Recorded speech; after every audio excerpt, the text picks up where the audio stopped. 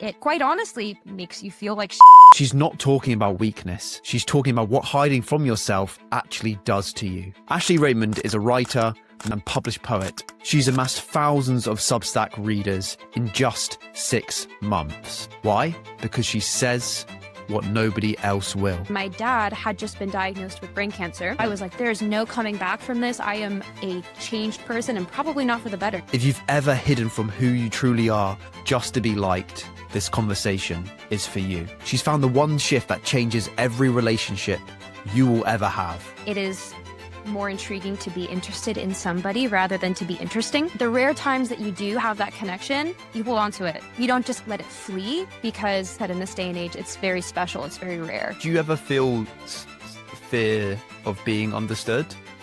Or do you just always crave it? I think that, if anything... Ashlee Raymond, welcome to the show. Hi. Congratulations on 1,000 subscribers on Substack. Thank you so much. Thank you. I appreciate it. Did you think you were going to get this amount? When did you start your Substack to begin with? Has it been a year already or not? No, it's actually been since summer. I want to say probably June or July. Wow. So it's like pretty fast growth. Did you expect that? Yes, absolutely not. No, I actually found Substack through my friend. She knew that I've been just writing very freely. And she said, you should check out this app. And I was immediately intrigued because it combines something that I'm passionate about with social media. And I don't think I've been one to be very open about sharing my writing on social media platforms such as like Instagram or TikTok. So Substack was something that was very intriguing and immediately I felt a connection to. But I started posting just for fun. I'm a very avid notes app writer. I write in my journal. So I just published and didn't expect anything out of it. And this recent piece that I just posted gained a lot of attention that I was not expecting whatsoever. And just seeing so many people resonate to it is very special to me. So I'm very grateful. Yeah, it's really cool. Are you referring to the post on Curiosity? Is that the recent one that did well? Or yes, is it a different one? Yes, that one. Yeah, so why do you think that resonated so much with people? Regarding the topic of curiosity, I mentioned in that post that it's a lost art. And growing up in this generation and having ideas about what it should look like whenever you're younger versus growing up and getting entangled into the opinions of others and society is really confusing and challenging to navigate. Me personally, I have always valued other people and what they have to say, and learning about the people that I care about. But from personal experience, I think it's not that concrete at all. A lot of people, I think, in this generation rely solely on social media to communicate and have these false opinions on others. And in the aspect of romantic dating and romantic relationships, that art has gotten lost, especially through dating apps and having this face value idea of other people. So I really wanted to share my own experience and talk about what I think was going on. And people immediately picked up on it. And I got so many messages and comments saying, this is exactly what I wanted to put into words, but didn't know how to. And I think that is the one thing that I have been trying so hard to accomplish with my writing. So finally having that happen made me so happy. Yeah. And it was like, I wish you were more curious. Was that directed to someone specific when you were writing that? It was. And I think that's something that I like to do with my writing is often pretend that I'm writing to somebody specific. That's honestly the origin story of my writing, is writing letters to people that I couldn't communicate with any longer. And it grew into something a little bit bigger to where then I started writing to myself and then writing towards a generalized population. So that question definitely it was the first thing that came to my mind. And that's why I titled it as such. So when you're like writing to these people, but you're not actually sending it to them, is that your way of getting your feelings off your chest? Is this directed at maybe someone that you have a crush on or a friend or a family member when you're doing these writings? Absolutely. Yes, for sure. I think that communication is a very broad and difficult thing. Sometimes I know when to reach out to others or when to not. And something that has been really helpful for me, just, I guess, starting as an exercise, is to just write it and have that conversation. Often just writing down my feelings and what I'm thinking helps me to realize, all right, maybe I just needed to talk to myself and just talk it through. And there's no need to reach out to the dead sort of thing. Yeah. So these are more like extracts from your journal. I know a lot. I think some of your posts are they literally directly just from your journal, copy and paste it in? Yeah. So how is it for you being that vulnerable and authentic. It is a superpower, and I really appreciate you for it. But Thank you. what does it look like for you? Do you feel nervous before posting at all? Oh, it's weird. It's been a learning process for sure. I used to be the kind of person that was the most non-vulnerable person you could have ever met. I never wanted to say how I felt, but last August, I published my poetry collection, so my book Deep Dive, and that was the most vulnerable step I've ever taken in my life. I was terrified. And 3 days after publishing it, I took a step back and I was like, what have I done? This is me putting out my feelings and my heart and my soul for everybody to read and to understand if they do. Maybe they won't. That was really where the fear came from. I thought that maybe people wouldn't resonate with it whatsoever. But I was completely wrong. A lot of people seemed to really not only understand, but appreciate what I wrote. And I think that kind of carried into my Substack, the elimination of the fear behind if I post this, what will people think of me? Mm. That I deleted that completely from my brain and just did whatever I wanted to do. And also, too, with the topic of love and curiosity and wanting to be known, my writing is a representation of that. So when I publish something, I want people to know me through my writing. Yeah. I think that has helped me just forget about whatever fear lies behind vulnerability or wanting to be seen in that sense. Mm. And when people do message you and say how much it resonates, what are the most common things that they resonate with specifically in your writing? Yeah, I think besides the last piece, I think I write a lot about certain aspects of romantic relationships that are forgotten and that aren't really seen in today's day and age, and encapsulating humans and just their thoughts, their feelings, their emotions, and stepping away from just what you feel and what others feel. And in a way, I think that when I talk about that and I write about that, others feel seen just by Mm. reading a post that a complete stranger has put online. I There is one follower that I have that sends me a message every single time I post something, and I'm always so grateful for that. I'll have conversations with them about it, and they'll comment paragraphs and they'll send paragraphs about what they thought and how it meant what it meant to them. So having a conversation about my writing is really interesting because not a lot of people in the real world want to talk about that. Yeah. Versus you have a platform like Substack where it's solely about that and you can talk freely about it. So it's all so new and exciting. And I just love whenever I receive messages like that. And what do you think that says about the modern society? The fact that you're having these amazing, and I'm glad it's happening, paragraphs, conversation, people replying to your stuff.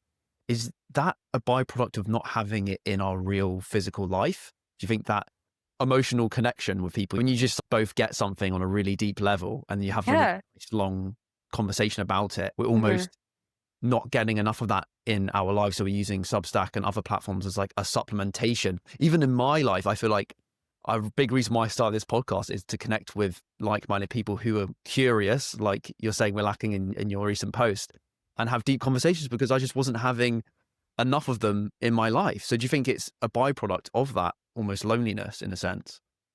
Absolutely. 100%. And I think that, again, I would attribute a lot of that to hiding behind a mask online Yeah. and not being authentic in that way. To be honest with you, besides Substack, I can't remember the last time that I have had a substantial conversation that I left feeling like, wow, I not only learned so much, but I understood where this person is coming from. A lot of conversations that I've had have just been like, especially meeting new people, it's very baseline. I don't see beyond the surface level.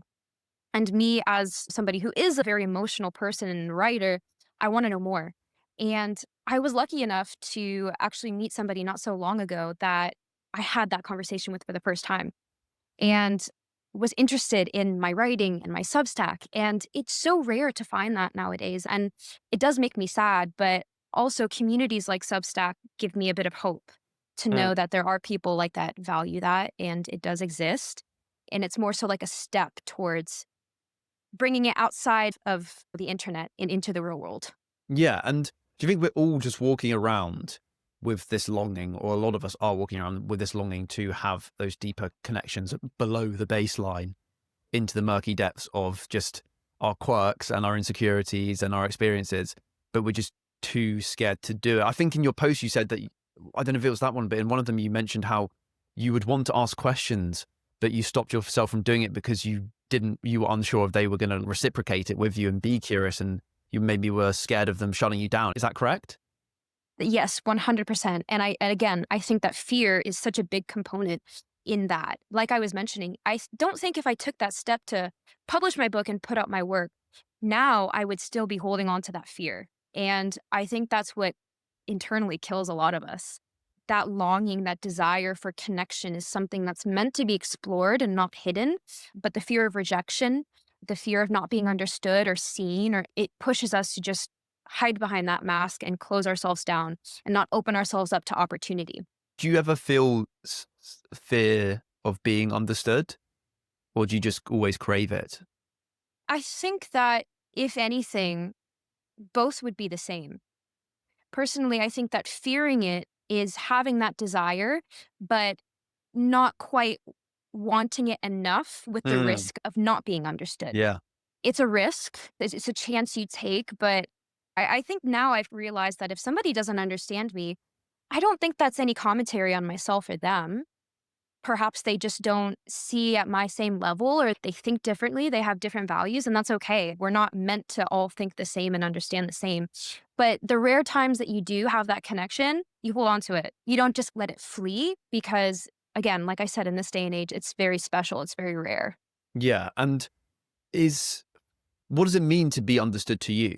What does that look like and feel like for you to be understood by Yeah. somebody? This is a very deep question.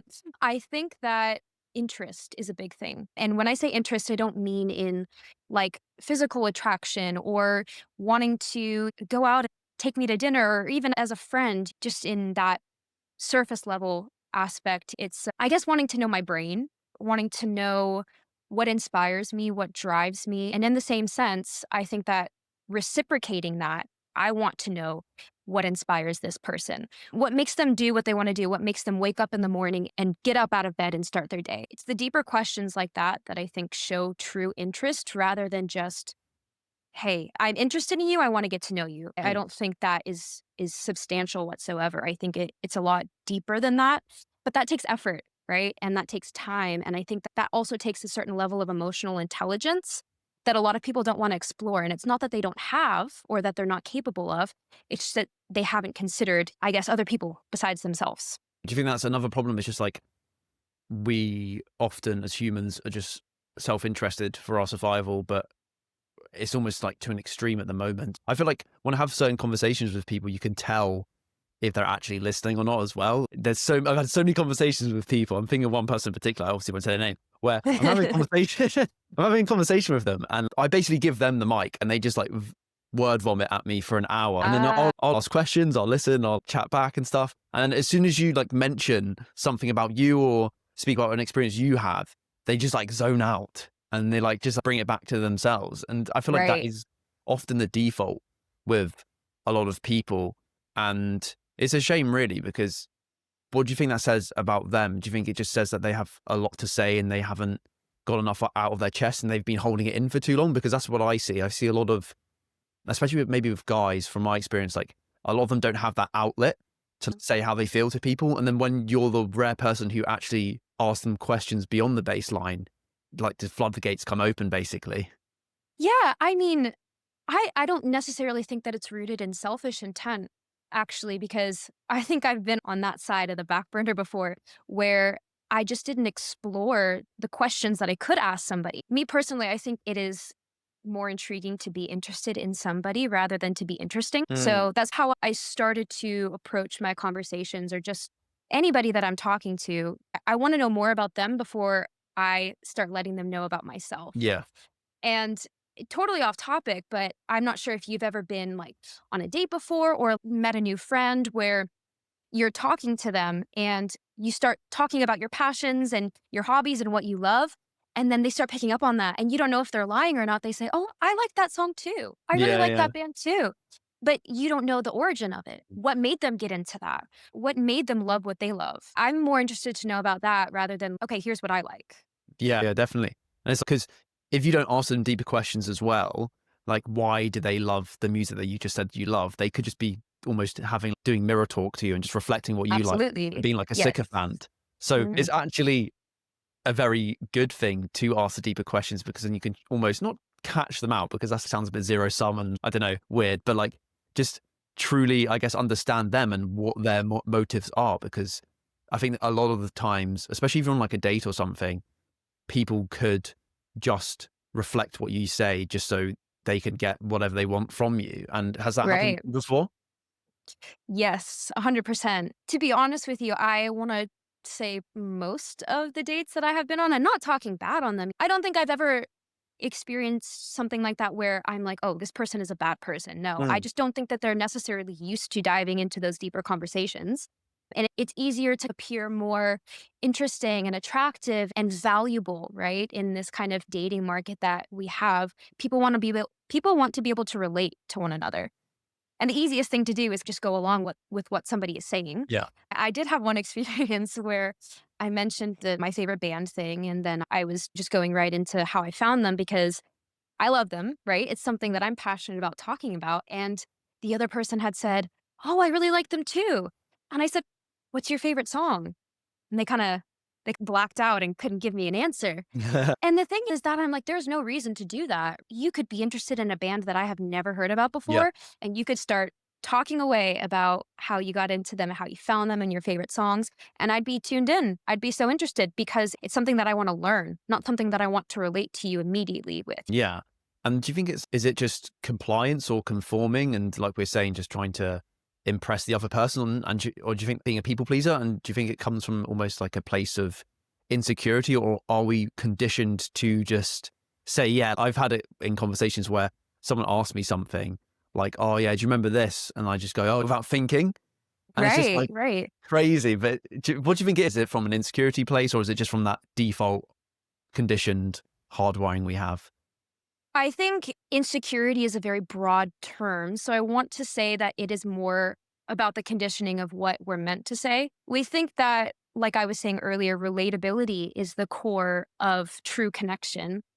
When I had said previously that me personally, I think that understanding and interest and wanting to get to know somebody is more of that in movies and in media and everything, especially like with dating apps, for example, right?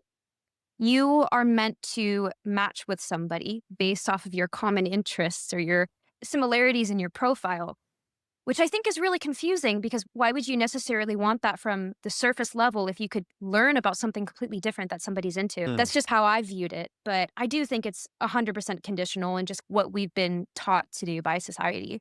Yeah, there's something so infectious about letting someone talk about what they're passionate about, like genuinely passionate about, and just listening and Mhm. asking questions about it. And like you said, you often learn so much more from doing that than just asking the baseline questions. And I remember in one of your like written pieces, you mentioned how you don't want to use dating apps, but then you don't want to go up and approach people. Is that still Mhm. the case? But then you still have this longing to try and meet someone. Yeah, I think I've definitely strayed away from those fears. I think just from a personal choice, I'm very anti dating app because I feel like it's pretty ingenuine. I've had experience with it before where you meet somebody and we're just conditioned to make opinions and form ideals about this person that we see online. And then we meet them and none of it matches, none of it is Yeah. true. So I'm not the biggest fan of that. But I feel like I've been a little bit more free in the sense of just meeting people and not expecting anything out of it. I've become more social as the years have gone by, and especially with platforms like Substack and being able to talk to people and meet people, I've become more conversational and just more comfortable with that. And I think that's another issue is that a lot of people aren't comfortable with their own thoughts and what they want to say. And that kind of hinders their ability to express it to others. That could be as simple as just going up to somebody and asking how they are. Yeah, with the thoughts thing, not being comfortable with your own thoughts, have you ever had that experience? Are you speaking from experience when you say that? Yeah, and I think everybody has experienced that in one shape or another. And not to speak for you, but I'm sure that coming on here and asking people questions is not 100% a safe feeling. It's probably taken a lot of time to get used to. But for me, especially with writing, again, going back to that fear of not being understood and feeling safer hiding it and not sharing it, it's more harmful than it is safe, really, in the long run, because people are just forming their own opinions on you. Like I said with dating apps, if you aren't vulnerable in that sense and not sharing who you actually are to your core, people are going to think that you're somebody that you are not at Mm, all. And going into that ingenuine aspect of it, right? You could be meeting somebody and the fear of being known who you are fully contradicts what you're actually saying, right? mm, So if I feel safer kind of putting on that mask, expressing myself in a way that is not true to who I am because I think that they're going to like me more, that is so harmful. And it quite honestly makes you feel like shit. It's yeah. something that is so hurtful to both you and the other person. Yeah. And what are some things that maybe you used to or you still do catch yourself hiding or not wanting other people to know about, especially when you meet people at first? Are there any things that you were ashamed of maybe when you were younger and, or maybe now still? Yeah. I think that I have had a lot of very rich experiences in my life. And I wrote a piece about this actually about my childhood where I used to be a figure skater. Yeah. And that was a huge part of my life. It took up 10, 11 years. And it's something that I didn't talk about a lot for a long time up until recently. I actually want to say that piece that I wrote was the most in depth I went into it. And I think that part of the reason why I didn't share it was because it was so pivotal. And it really made me who I am, shaped me into the person that I am today. But at that moment when I was a kid, that was the only identity that I had. So bringing it into conversations now and letting people know about it is, oh, I don't want you to think that this is my entire identity. I'm a lot more multifaceted than that. But now I've realized that it's more of a strength than anything. That's something that, if that is something that truly made me who I am, why not share it? That is something that I want people to know and attach to me alongside other things. That's not the Yeah. only thing that people should or can know me about. Yeah, definitely. And I think in a way, the Substack's actually good because you find out about your writing and your work, and a lot of it's to do with deep topics like relationships and being understood. And then you also have that filmmaking and photography Instagram. And then you're also studying medicine. And then Mhm. I then eventually found out about the figure skating last because it was quite far down on the like written pieces because obviously chronological date and stuff. Yeah, I didn't realize how intense that would be from an outside perspective until I saw your Mhm. writing. So if you're able to go through your journey of that and how it shaped you, I'd really appreciate it. There was some crazy experiences in terms of how many hours and days you put into that. Absolutely. Wait, hold that thought. I'm genuinely so grateful that you've stuck around with us to listen to these fascinating insights from the guest so far. If this episode has given you one piece of knowledge which has helped you understand yourself and the world a little bit better than before, the absolute best way to support us is to pay it forward and hit the share button right now. Don't let this knowledge stay hidden. Please send it to one person who will benefit from this episode. Thank you so much. Let's dive back into the rest of the episode. I started at a very young age, at 5 years old, and being picked out, I guess, because I was handpicked out. There was a coach that said, "We want her on the team." You're very oblivious to it when you're young. You just Mm, think, "Oh, this is fun. I love doing this. I want to do it more." And you grow up into it, into the environment, and you realize that it's not all it's made out to be. When you're watching the Olympics or you're watching sports from an outside perspective, everything looks very shiny. Everything looks very glamorized, but that couldn't be further from the truth. And as much as it does need to change, because I acknowledge a lot of that in my Substack piece about just how unsafe the environment can be and damaging to young people's mental health, it did make me into a very strong person. In a lot of ways, I think I'm a hard-headed and stubborn person, but that's helped me uh, mm, tremendously to get where I am. I have a kind of perseverance where it doesn't allow me to give up on anything. And I truly think that's why I like to do so much today and see how far it can take me. There's a passion that's rooted in that that I don't think I'd have if I didn't have that experience with skating. I did it for so long and I experienced so much, both good and bad, that there was no way that I could not have taken attributes with me mm, into my career now or school or anything that I do. It just followed me. But I am truly grateful for the experience. As difficult as it was when I had that injury that I mentioned that kind of made me quit and move on with my life, I was able to experience so much as a younger person and being able to travel and meeting people and having that sense of accomplishment that a lot of people wouldn't be able to say they would have. Getting a national medal is Hmm. something huge. And to this day, I think is one of my biggest accomplishments. Yeah. And what's the darker side of pursuing a high level sports career at a young age that most people won't Right. see or won't know about? I think the day-to-day routine becomes so normalized that you don't really realize until you see other people. I was trying to balance school and training for 6 to 8 hours a day, which is it gives you ultimately no free time, and I don't think that I had a normal childhood by any means, but whenever I would go to school and kids would ask, why can't you walk home with me? Why can't you come over? Why can't you go to my birthday party or anything?" And my response is always, "Oh, I have practice, I have skating." And that is just a very normalized thing. It becomes part of your routine and you miss out on a lot of opportunities that a lot of other kids Mm. get. So it's very different. It's a very different lifestyle. And I think the darker side to that is as you get a little bit older, you fully devote everything in you to that. You don't have anything else around you. So essentially, the only people that I could communicate with were the same exact people that I had at the skating rink. Yeah. The only thing I ever thought about was, how am I going to succeed? How am I going to meet this goal, even if it's in an unhealthy way? Mm. It's that all or nothing mentality. At a young age, that can be so harmful because that's not realistic whatsoever. And the sooner that you can break out of that, which I'm glad that I did as a teenager, the sooner you realize there is so much opportunity in the world and so much for you to do. And I think that's why I have chosen to do so much now and have multiple endeavors rather than just Mm. stick to one thing. Yeah. Yeah. And where do you think that drive and need for to achieve that goal came from at such a young age? I think that the first answer that came to my head is that I'm an only child. I was going uh, to ask you for an only child. yeah, For some reason, I predicted that. and a lot of people say that, and I think it's just this kind of, I hope it doesn't come across as this, but sometimes I have the propensity to be a perfectionist.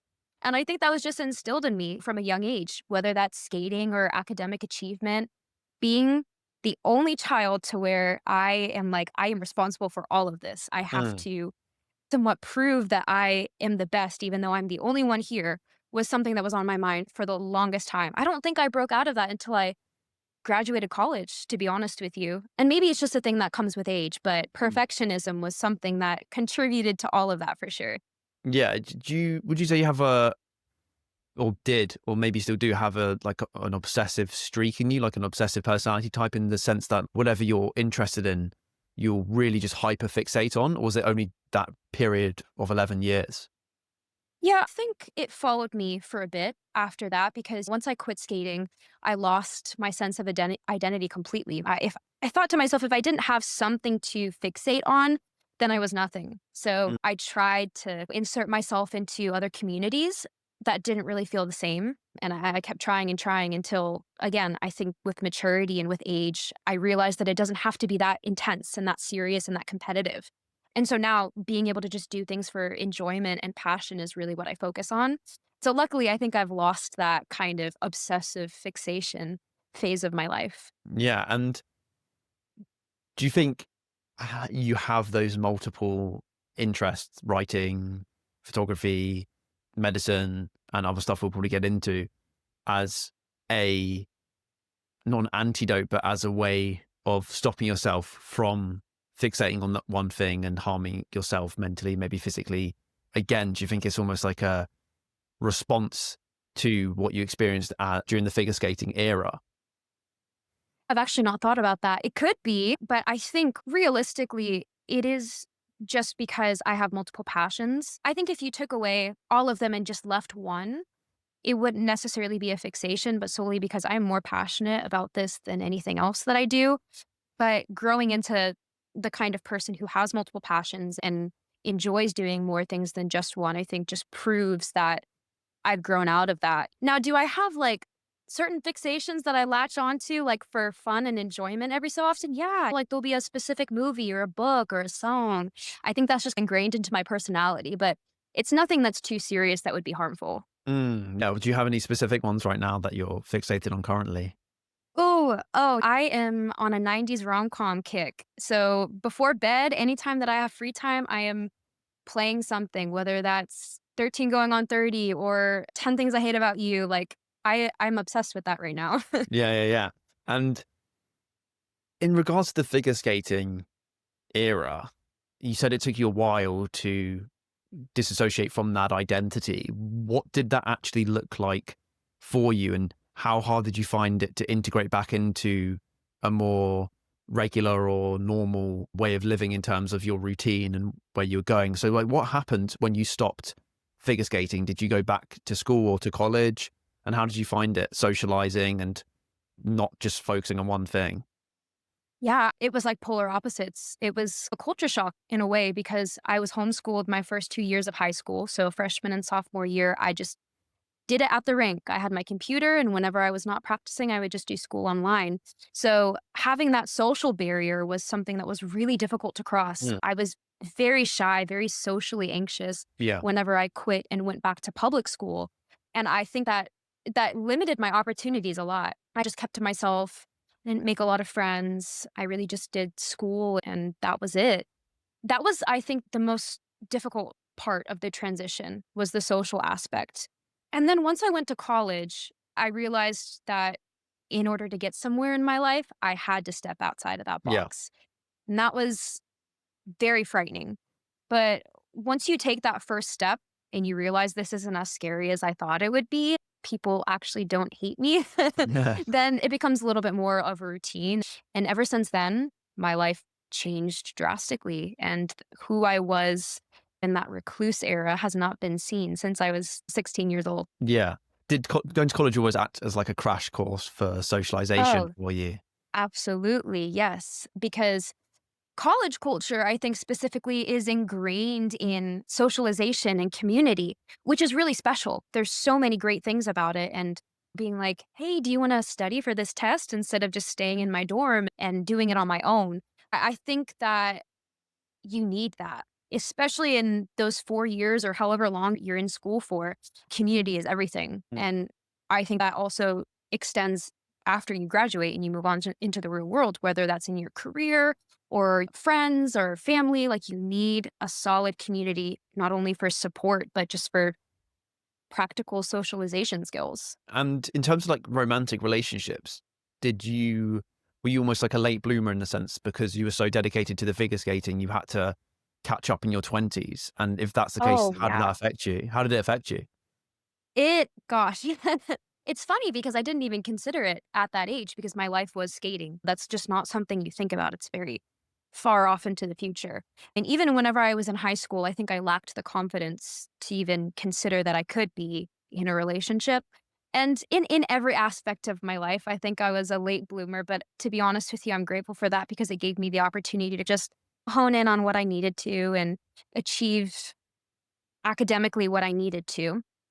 I actually did not have my first romantic relationship until I was 22. Wow. So that was like a being thrown into a pit of lions kind of thing. Like you have no idea what's going on. Like entering the dating world at, I guess, what would be considered a semi older age is really interesting because everybody has all of this experience and you have no idea what's going on. And at the same time, people expect you to know what's going on, right? From like an Yeah, yeah, outside yeah. level, they look at you and they're like, Surely you've gone on dates or you, no, I really haven't. So this is something that I have to figure out with somebody else." Mm. But Yeah. yeah. And were there any specific examples of people calling you out, not calling you out, but like questioning you? What you don't know this specific thing about dating and romantic relationships? Yeah, absolutely. And again, it really was a crash course that I had to learn like along the way. I'm trying to think if there was like a specific time. I think I went on my first date and I embarrassingly I really didn't know how the timeline worked or if there was a timeline. And I think I asked afterwards, "When are you going to make me your girlfriend?" That was not a great time in my life. But again, you have to go through it in order to learn. And if you Yeah. embarrass yourself and somebody judges you for it, so what? They're just not the person for you. Exactly, exactly. And how does that influence your writing frequency in regards to romantic relationships? Because it is like a common theme in your writing. Do you think because I guess I want to keep the question open, like why do you always come back to romantic relationships in terms of like your journaling and your writing? Yeah, for me, I think that love and likeness towards somebody is one of the most intense emotions that I feel. And I write with intensity. So anything that I do feel passionate about, I will write about because it's easier for me to be 100% upfront and genuine about it. And again, that translates to my audience. That's what makes them resonate a little bit Yeah. more than if it was just something that I wasn't well versed in. And I think Mm. that at this point in my life, that's one of the things that I am more well versed in. I've had my experiences, I've had my fair shares of not so great ones. And to be honest with you, what makes me write about it so often is it's frustrating. Mm. It's something that I don't really like to hold in. And again, I recognize that other people are going through the same thing. I'm Yeah. not alone in this. So to have that, again, community where people can relate and know that they're not alone, I think is really important. Yeah, yeah. It's super important, and the authenticity and the emotion really spills out on the. I was going to say on the pages, but on the screen. Exactly. Yeah. And have you given up on the notion that you will ever find love, or do you think you will find love? Because I remember one of your pieces said that you did give up. Have you changed your mind, or is that still the case? Truthfully, my answer is that I've never given up. It's been a front. And when I first wrote that piece, I think I was in such a headspace where I was so negative and I'm like, you know what? This isn't for me. This isn't meant for me. Maybe I'm just meant to write about it Yeah. and fantasize about it. And that's all that exists. But if I finish, whenever you finish that piece, if you notice at the very end, I said, if it comes knocking on my door, certainly I'm not going to say no to it. Yeah. And so I think in a way, when I say that I've given up, perhaps I've stopped trying to force it. Uh, It's more of a, I'll let it come to me. Again, I think that goes along with being a genuine person and being myself. I don't have to feel like I have to be somebody else to have that kind of relationship. If somebody understands me and they're willing to be there, by all means, I will 100% be accepting of it. But why haven't they worked so far for you? Oh, I wish I could give a different answer, but I think I've chosen the wrong people. And again, I think a lot of people go through that, and that's just a trial and error sort of Yeah. thing. But in the past, and it's probably reflected in a lot of my writing, I think I romanticized the idea of just being in a relationship rather than focusing on the romance of being with the right person. And I do still to this day, I romanticize my life. I romanticize everything I do because I find joy in it. And that's what makes me who I am. But avoiding the red flags is something that I have learned to not oversee and recognize it right off the bat. Is this something that is going to be potentially healthy for me? Is this something that I see as an added bonus in my life? Yeah. Not something that I need, Mm. something that would add value in a healthy way. So it'd be like Yeah. the cherry on top to your already splendid Mhm. life rather than being the whole cake. Absolutely. Yeah. And again, I think that comes with age when we're younger and when we have that desire for that love and that need and to be in a relationship, sometimes we make it our whole world. And Mm. I've most certainly had experiences with that in being in relationships like that where it's all consuming Me too. when exactly. And I really don't think it's that one-sided. It's not it's truly not that. I think that a relationship and somebody should, like I was saying, add value to your life and support you in whatever else you're doing. You have your separate lives, but when you are in a relationship, it kind of meshes in a balanced way. Yeah, it's like for me personally, it's like a secure versus an insecure relationship. I study psychology in sixth form, so like a secure relationship for me is when you have your own life, like you're saying, and you complement each other's lives and you grow together, but also grow separately as people. Whereas you were saying about how in previous relationships that didn't go well, you feel like you needed to be in the relationship or you needed a relationship. And I felt the same before as well. And I guess if you're that codependent on each other, it's one, very emotionally unstable because you get very anxious very quickly. And I guess also just it just takes your energy and takes up your whole life. And Yeah. it's not sustainable, is it? Not at all, no. And I'm sure if you could backtrack 3 years ago, then versus now, you probably have a better head on your shoulders regarding your views on it. But at the same time, It's unfortunate, but sometimes you do need to go through those, Oh, like, 100%. those experiences and understand what it is to be codependent versus independent with another person. Mm. And that makes all the difference, I'm sure, as Yes, yeah, yeah, yeah, no, 100%. I don't think you can grow if you're codependent. Like, you can't grow individually as a person because it's too consuming. You're too focusing on that person as well. Like, right. in my like first relationship, like official one, I just focused on their needs and then didn't think about my own in that Mhm. regard. And I feel like if Yeah. two people go into a relationship who know themselves, know what they enjoy, and are focused on their needs, and then have the spare energy to give the other person attention to their needs because they've Mhm. built up the foundation of focusing on their needs as well as a primary rather than as a secondary. I think that's, to me, is like a healthy relationship. And do you think that's something you found yet?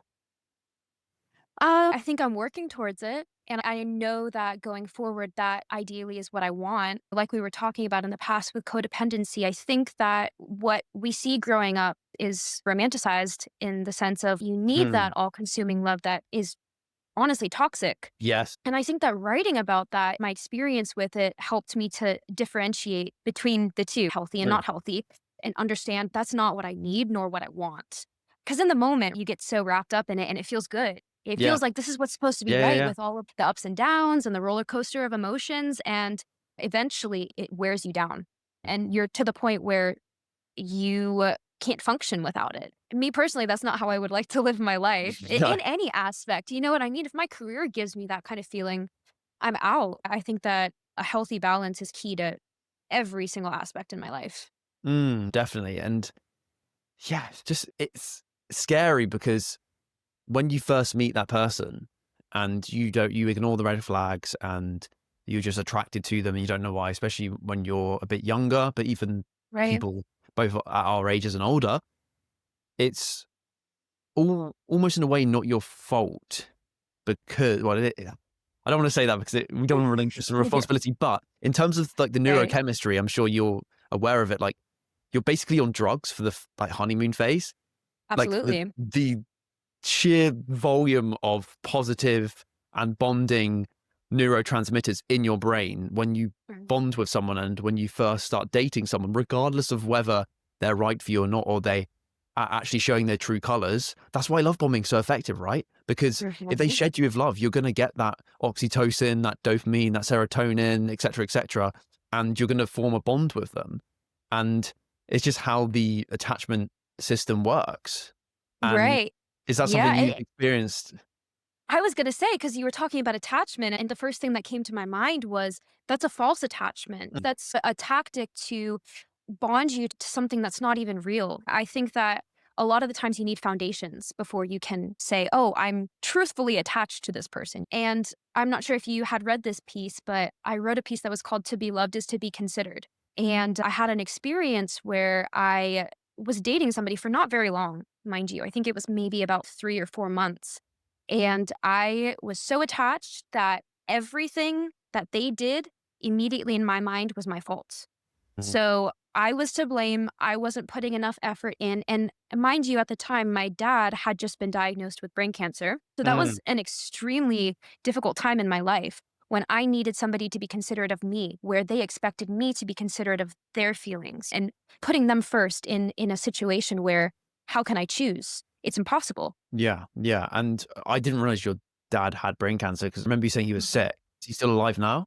Yes, he is. He's actually doing really well. Yeah. Is it like, what's it called, terminal, or is he recovering? So it is terminal. However, it's a bit of a specialized case. They like to call him like a medical anomaly, which is really interesting. But so this is his second occurrence, but it's more of a low grade cancer to where he's on a specific medication that blocks the mutation that he has that rapidly creates the cancer cells. So he's at bay and he potentially could be at bay for 20 plus years of his life. Oh, yeah, Mhm. yeah. And was the first cancer in his brain as well? Was it a different area of his body? It's also in his brain. I believe the first time around it was near the back. Now this time it's more in the frontal lobe. That Mhm. inspire you in any way to get into medicine?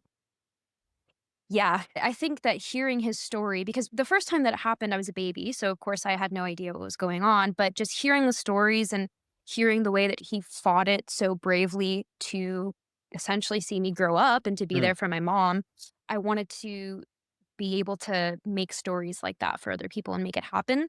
And I think for a bit, I was lost in what I really wanted to do for my career, and medicine had always been there. But around the time that he got re-diagnosed, it gave me a sense of purpose. And especially with healthcare in the US right now, I'm not sure if you're familiar with it, but there are so many disparities against, like, my dad's a veteran, he's a disabled veteran. So truly, he's not able to advocate for himself fully. And that really inspired me to take on that role mm. specifically. And I think that's something that all healthcare providers should value and that they should do. And if you come to the US and you get treated at a hospital that treats treatment per se like a business and like sales, you will Yeah. not get that at all. You will get, here is your medication, go home. Yeah. It sounds so fucked. And you're the Oh, it fun. is. Yes. Yeah, absolutely. Even whenever I was in Korea, I was like telling my friend, hey, if anybody asks us where we're from, don't say the US. I think Yeah. we had that reputation a century ago. So like, I think Really? as well because of Interesting. the British Empire. So Wait, that's right. like, I think it'd be fine, but I really want to go to Argentina, and Yeah. the Falkland Islands, we stole off them and still have, and there was a war in the 80s. And I Yeah. feel like if you say to some people like, oh, I'm from the UK, they might not find that very fun. So it'd be best to say, oh, Right. I'm from Australia or Canada or something. But Exactly. Yeah. going back to your dad, you said he was a veteran. So, Yes. and did you say he was disabled or got injured or? Yes. He joined the military very young. He grew up from a poor family, didn't have a lot of opportunities in that sense, but he knew that he wanted to go to college. In America, we have this program that says if you go to the military for X amount of time, we pay for your school. So he did that in order to get his education. And while he was, I'm not sure where it was that he was deployed, but he had a very serious back injury to where he was in a full body cast for, I think it was like months. Wow. And that was pretty detrimental to not only just his day to day life, but his mental health as well. And when you come out of something like that, your life changes pretty permanently. And the reoccurrence of cancer, unfortunately, we don't have enough research, especially in the US, to find a pinpoint as to what causes that. Yeah. It could have been something from 10 years ago, it could have been something from 20 years ago, and you never really know. So, just a broad statement, but my dad has gone through so much, and I think that has inspired me to really take on any challenge in my life. If I have somebody like that who's right in front of me who is Mm. continuously fighting every single day, there's no reason why I can't do that. Yeah. So could you elaborate on any wisdom he's given you or anything you've learned from him in that Yeah. regard? Yeah, I mean, he's been, I guess, like, differentiating my parents. My mom has always been the supporter in the sense of she's whatever you feel comfortable with. If you feel like this is, like, outside of your limits, don't push yourself too hard. My dad, on the other hand, is always, "No, you can do it. If you put your mind to this and if you stick it out, you'll make it through 100%." And he's speaking from experience because that's quite literally his entire life. That's Mm. exactly what he did.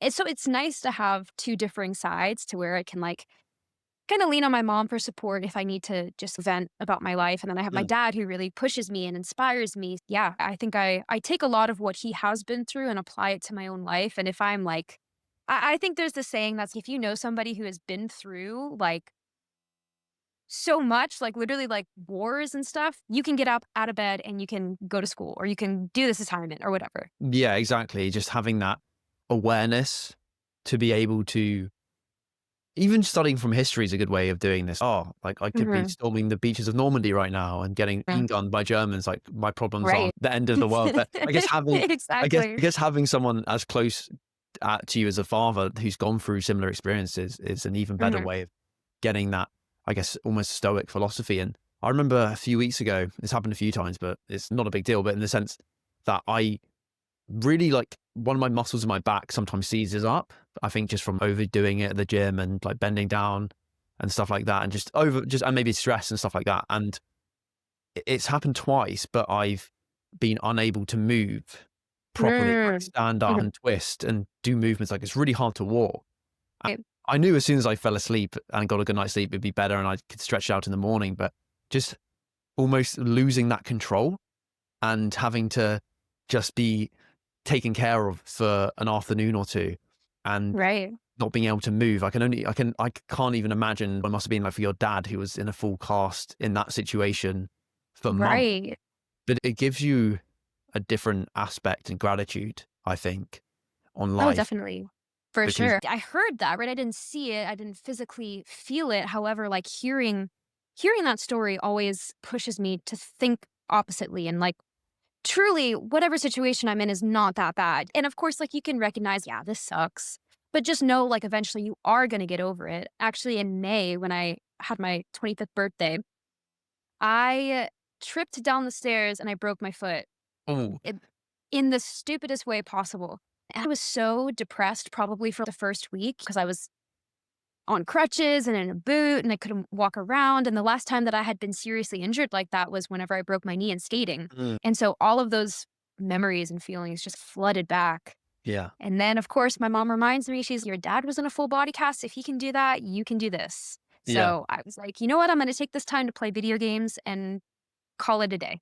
No, it's interesting how the brain adapts as well. I think there's been studies on people who are permanently like paralyzed and their Mhm. baseline level of happiness and satisfaction usually resets. I think after maybe I don't know the numbers exactly, but after a few months or a year or so, like the brain is very adaptable. And I guess maybe the first week or two of being in that situation as well just naturally made you feel bad because of the stuff that happened before with the Mhm. skating as well. But it's always good to have that perspective. But then again, sometimes if you're going through a bad relationship or going through stress, like you try and use those techniques like, oh yeah, no, it's not as bad as this person's life, but Right. it's so Right. hard to get yourself out of that headspace Mhm. regardless. How do you do that when thinking of your dad doesn't work, if it ever doesn't? And Right. how do you deal with it?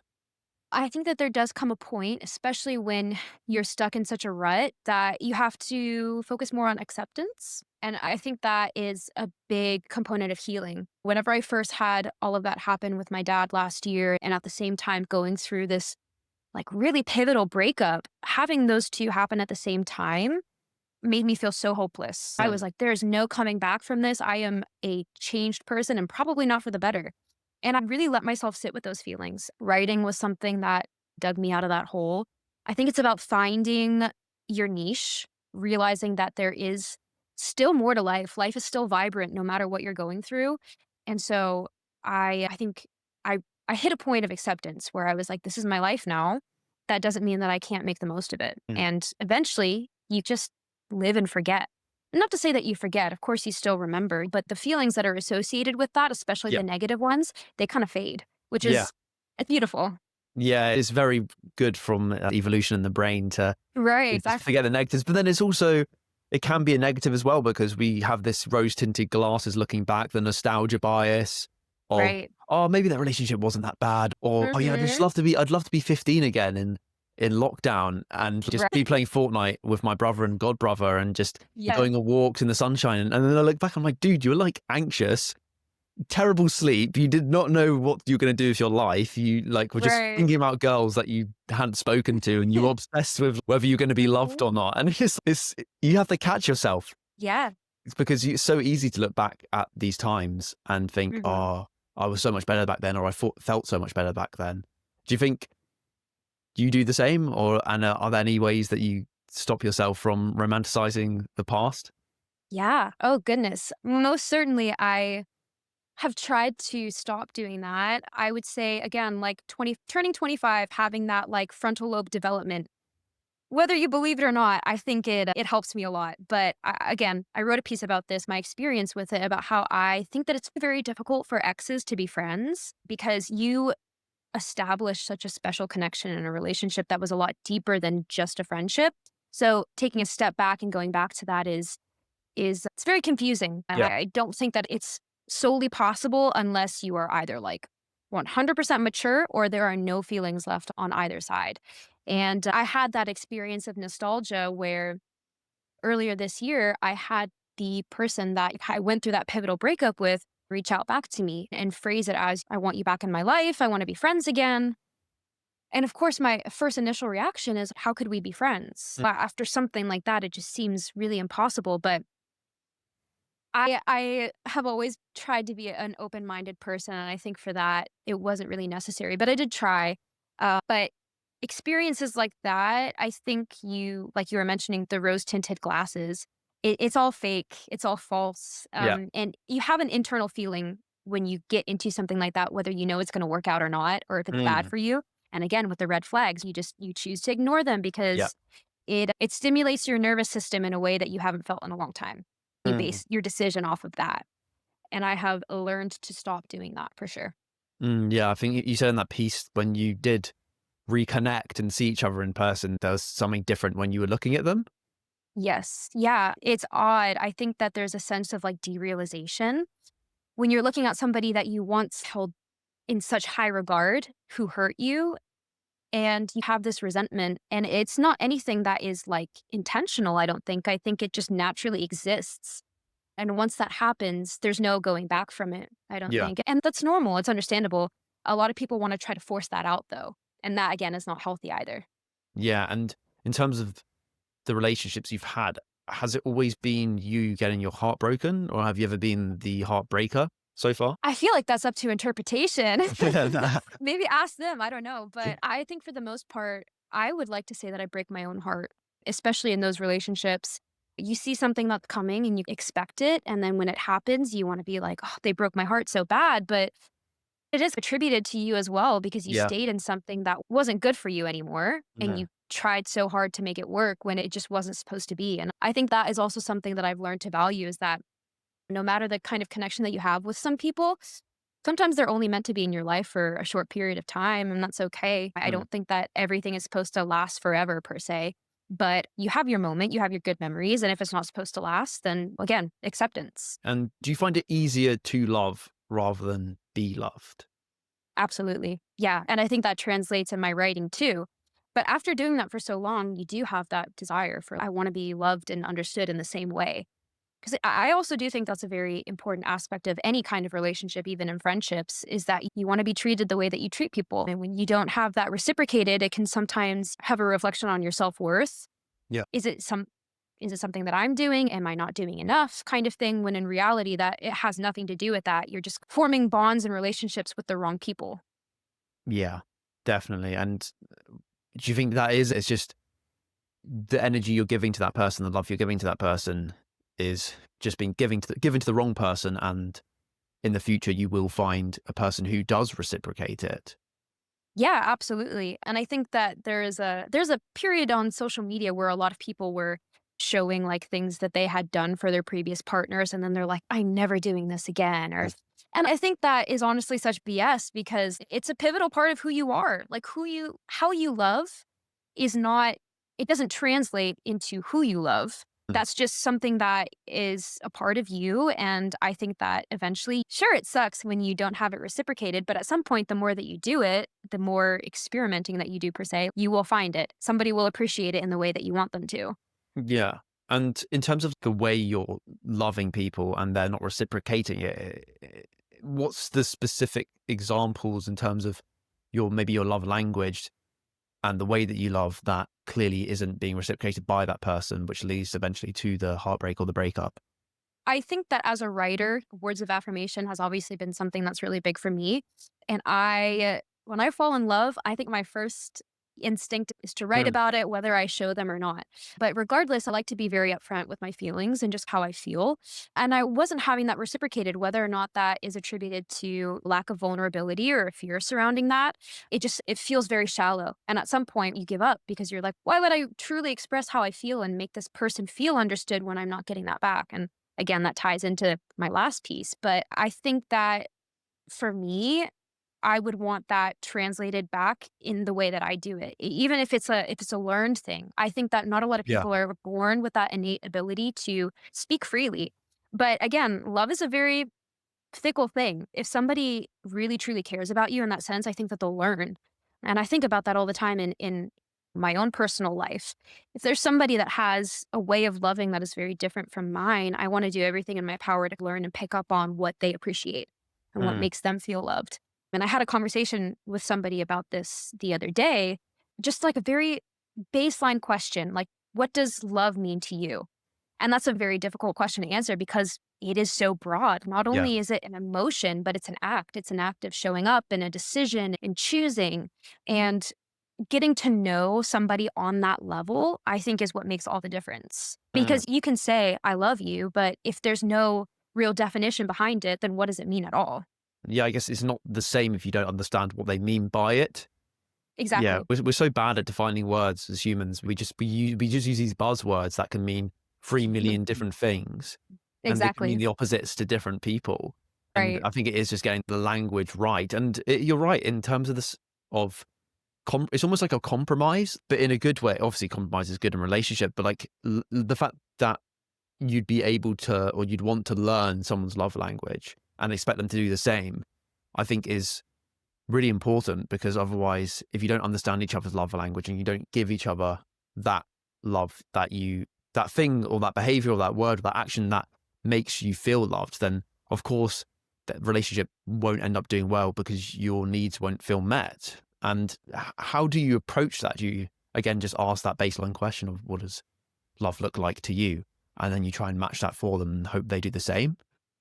Yeah, I think my approach to getting to know somebody has definitely grown over the years, especially with asking more questions about what makes them feel known rather than here's how you're going to know me.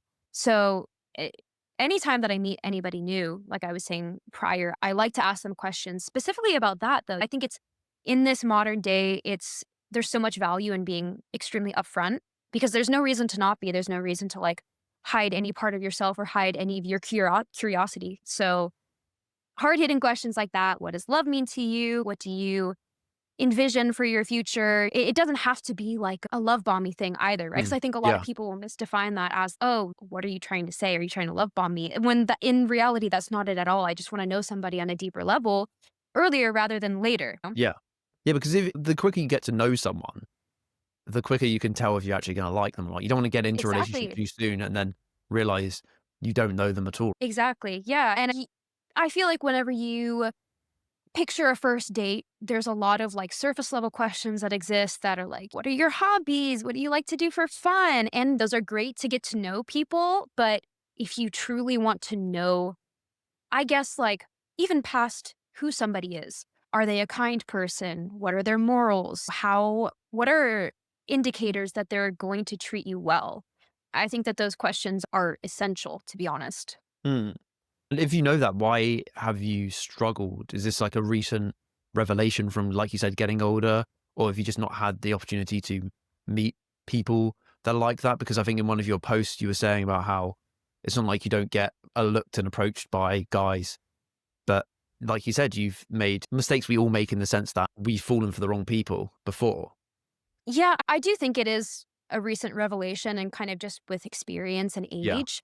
At the same time, though, I definitely have taken a step back from dating. I think that, especially like in my early 20s, I was under the guise of I'm going to go out on as many dates as I can and just meet people because why wouldn't? I'm young.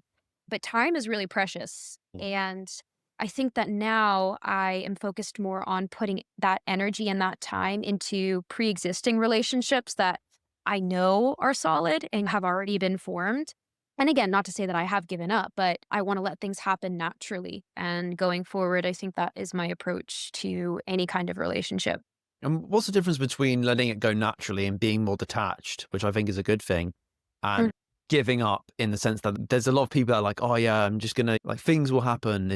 I'm relinquishing control, external locus of control. I'm not gonna do need it, which is a good thing, but in the sense that how does that differ from I don't know, I don't want to say procrastinating, but like how can you still meet people if you have that mindset? Is it are you still does that mean you're not going to approach people? Because I get confused when people have a mentality like that, because like when they're saying that to me, I'm thinking, does that mean you're not going to ever approach someone, or if someone approaches you, you're going to be like, whoa, no, like in your head and shut them off? What does it look Right. like for you?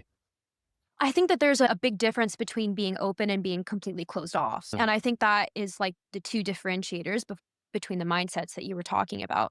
And like for me personally, I feel like you do have to go through that little era where you are completely closed off Yeah. and sit with yourself. And then you realize, hold on, like this isn't realistic. I used to have conversations with my mom about this all the time. She's honestly probably the person that I talk to about this the most because my mom had this revolutionary love story that sometimes I can't even believe is real. So she's set my standards for that. And she's always the one to just remind me whenever I'm like, I am never going to find love. I am never going to get married, blah, blah, blah. She'll just say, you say this now, but I promise you, no matter what you think, come back to me in 10 years, you're going to be in a completely different situation. And Mm. she's, I can't give you any evidence or reason as to why. I'm just telling you because I know.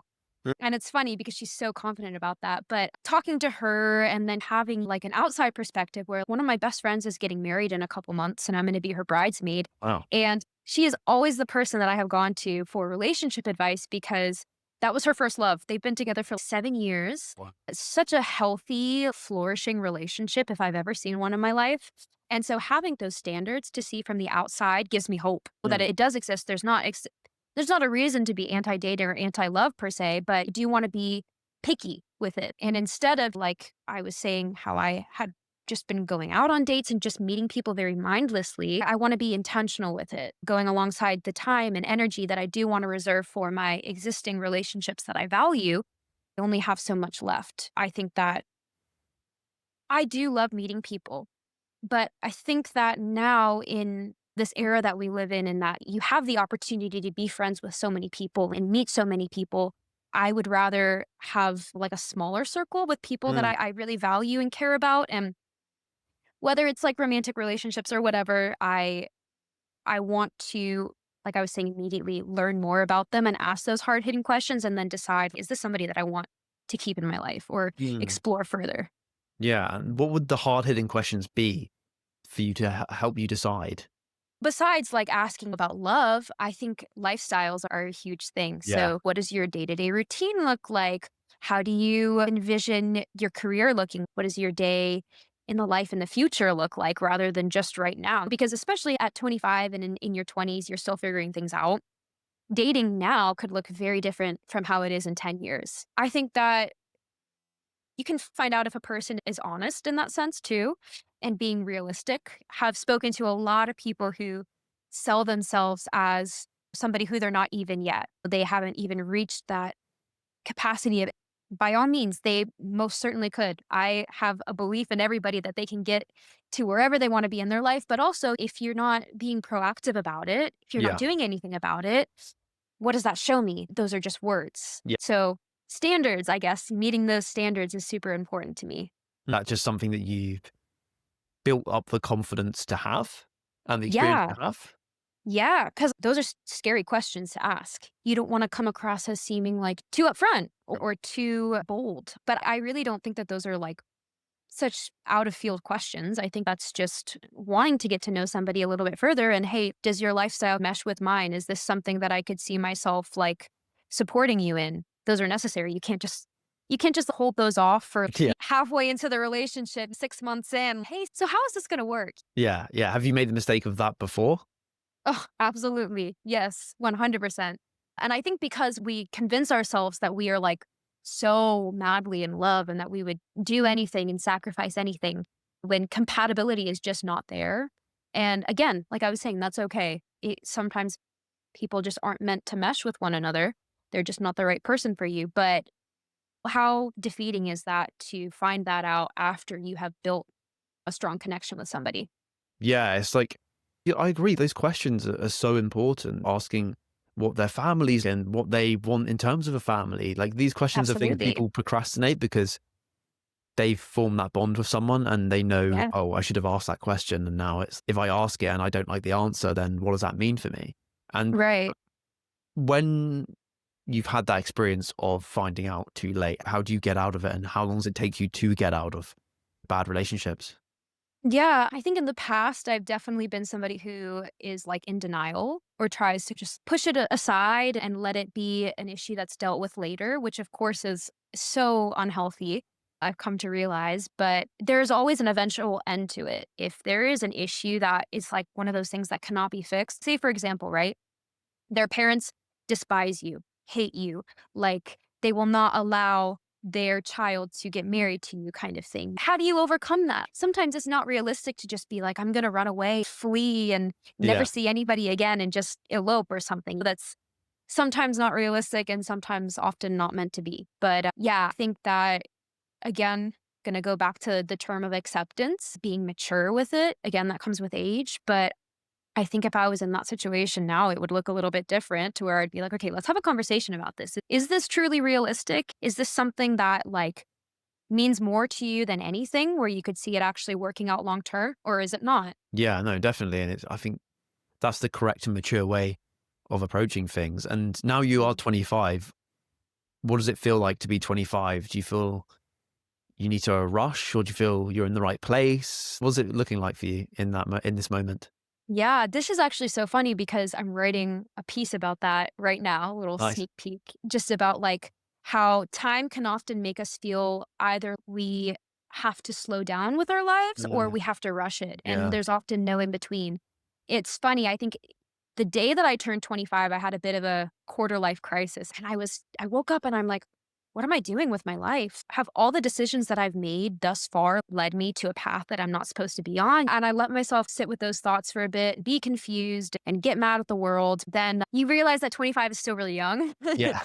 You talk to people who are older too, who are like in their late 30s, and they're like, you still have so much to experience.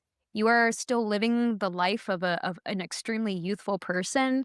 And again, I think that there is no need to rush or to be too slow with things. I think like just being proactive and having an idea of what you want your life to look like is baseline. And from that, it's just about growing and learning. And that's what your 20s are for. This year alone, I have had so many opportunities to where I felt very overwhelmed by all of them.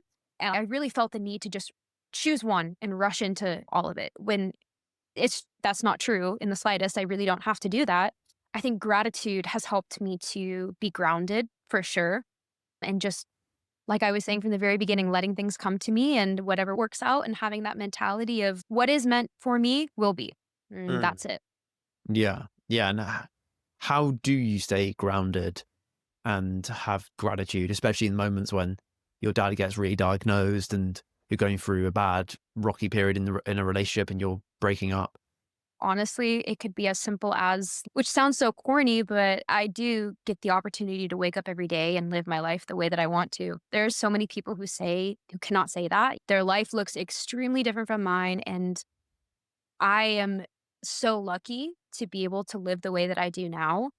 And if you think that way and if you have that mindset, even in the most mundane points in your life, you're bound to feel grateful. And I think that, again, with the opportunities that I get, it always seemed like if something negative occurs in my life, another chapter opens up that brings positivity a couple weeks later. Like there will always be something better that is coming for you. Even if a door closes, another one's going to open type of thing. 100%. 100%. It's having that foresight that Mm. that's going to be the case, which again, like we've said many times already today, it's hard to do that in the moment. So why do you think you are such a romantic? Where do you think that came from? Oh gosh, circling back to my mom, the way that she met my dad is an insane story, literally something that would come straight out of a rom-com. Could you go into that? Yeah, absolutely. So, my mom was living in Canada at the time, and she had just I think she finished her last exam at university, and she was waitressing one night, and she was in the similar mindset of that I had been in the past. "I'm done with dating, I'm never gonna find anybody," just given up on that notion completely. And in walks my dad with his little group of I think he was modeling at the time, so they were celebrating something. And he was living in Ohio at the time, so they were in Canada for some shoot. And he immediately spotted out my mom and I guess decided to lock eyes on her the entire night. Wanted to get her over to be a waitress for their table. My mom was not having it. And long story short, I kid you not, the first words that my dad had said to my mom was, "You don't know it yet, but I'm going to marry you one day." And it's so hilarious because in this day and age, I think people would define that as, "Oh my gosh, that's creepy." But it was said in such a way of, "I want to get to know you. Like this is something that I feel strongly about." I think there's this saying that a lot of people talk about in that specifically, if a guy knows that he wants to pursue somebody, he'll know right off the bat. And I don't know how true that is, I think that's true. but yeah, do you? Yeah. Not to divert the conversation, but what is like your reasoning for why you think that? I think it's just like it's a gut reaction. And I don't know, I feel like we're quite visual creatures, especially like men. So if we Right. see someone I don't know, it's really hard to describe the feeling, but I'm sure when your dad saw your mum, it wasn't just, oh my God, she's so physically attractive, because you can Mhm. think that someone's physically Right. attracted and not want to marry them. So like for True. some reason, somewhere almost in your gut, it's like you just have this deeper reaction where it's, just from the person's energy, like your mum's energy, he could sense something that was different about the feeling he was having. That's from what I can imagine from being a guy. Yeah, interesting. Okay. Yeah, he had thought that right off the bat, and I think my mom being very resistant to all of it, I'd like to say that I get my fieriness and my strength from her, but she was not having it, she wasn't taking it, she was like, "You don't know the kind of girl I am," and he really had to, like, I guess, just prove that he wanted to get to know her. No bad intentions or anything like that, and I think that they ended up sitting on a bench outside and talking for hours. That's Wow. how dedicated he was. He was like, I will sit outside your work and I will just talk with you. I'll have a conversation. And since then, it was kind of history. He would make the drive from Ohio, which was like 8 to 10 hours every weekend just to see her. Wow. And really, again, like showing up. Like I feel like that is one of the biggest determinators of how a relationship is going to last if you're willing to go those lengths, quite literally.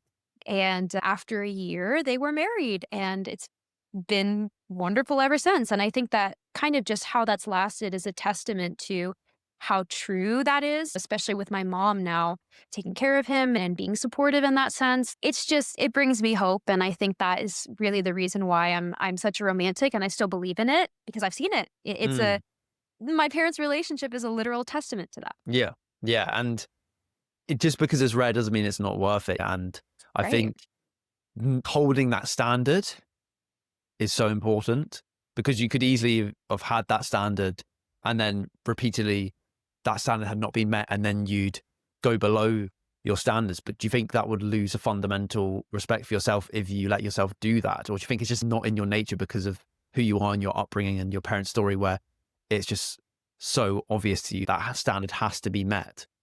I think that I think about my happiness a lot and what it looks like long term. And I personally know that if I were to lower them or if I were to get into something that doesn't meet what I think my needs are, I'm not going to be happy. And happiness is something that I value the most for me personally.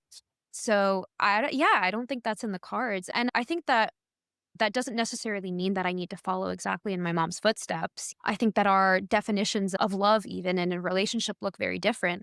But you just know. And I know that is such a broad saying that everybody says, but I do. I feel like you just know, and you know when somebody is good for you and when it's going to work out. Yeah, but how do we know? I'm so curious to know. It's like, Right? how do we have the thing I was describing, where Right.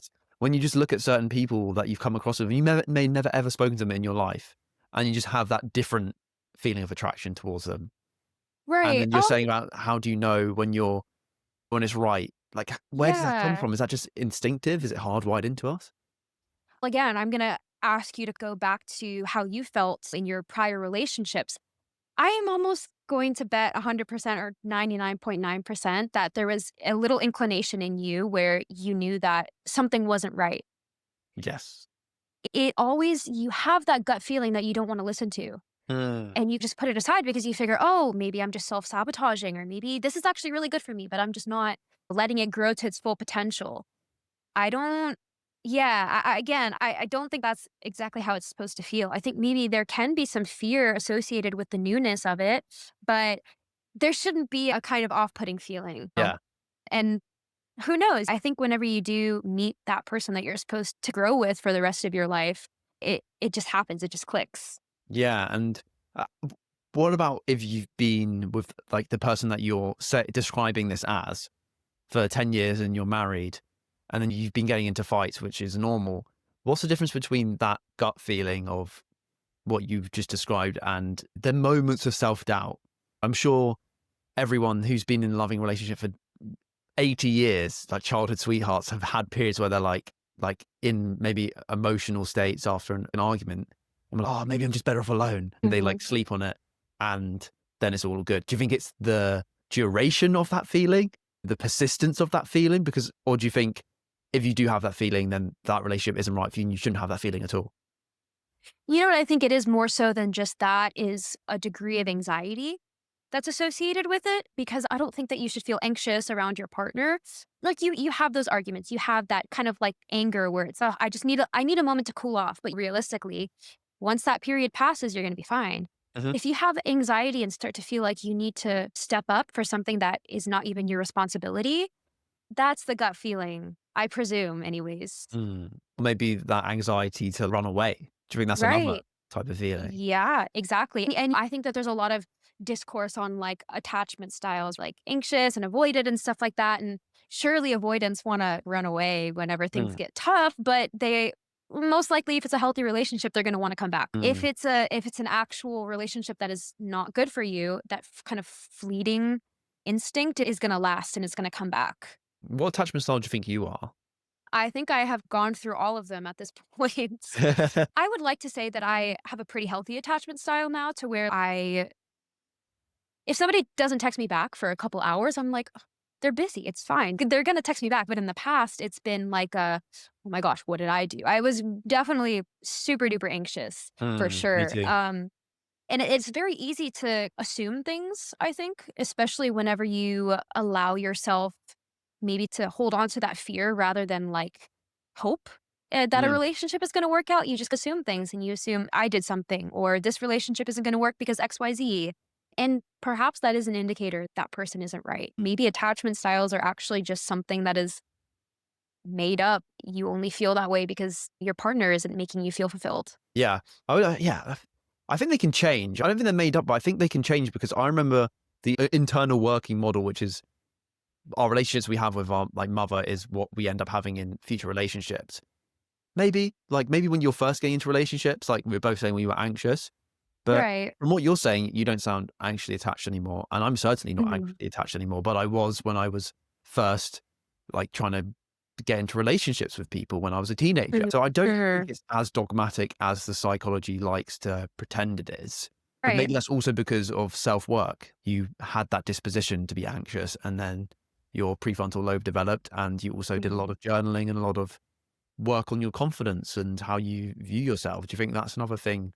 Because I think the idea that we have, or that people say, that experts say, where like, oh yeah, so if you're avoidantly attached, you're going to be avoidant forever. That makes people feel quite hopeless, I could imagine. Yeah, of course. Yeah, and I don't think it's as, like, definitive as that. It really Mm. isn't. Like you were saying, it changes.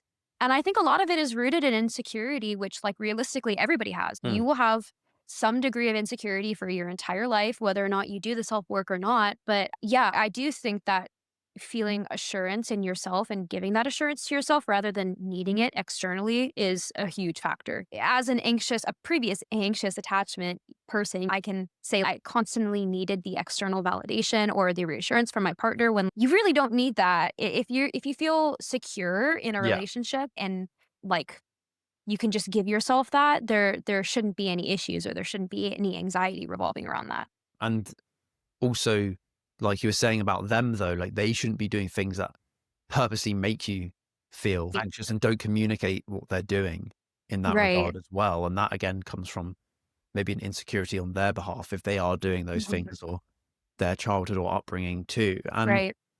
you were mentioning about how you used to feel anxious when they hadn't replied in a few hours, and yeah, that gave me flashbacks to being 13 Yeah. and 14 and 15 and onwards. That's something that has changed from your and my parents' generations and our generation is the use of social media and, like you were saying earlier, dating apps in relationships. And if you could go back and just think about how that maybe influenced your thoughts on being a romantic and relationships and the dynamic, because when I look back at it, just thinking, oh my God, if I haven't got a reply from them in 3 hours, but they were on Snap Maps or posted something Yeah. on Instagram Yeah. 10 minutes ago, it's, oh, what Mhm. have I done?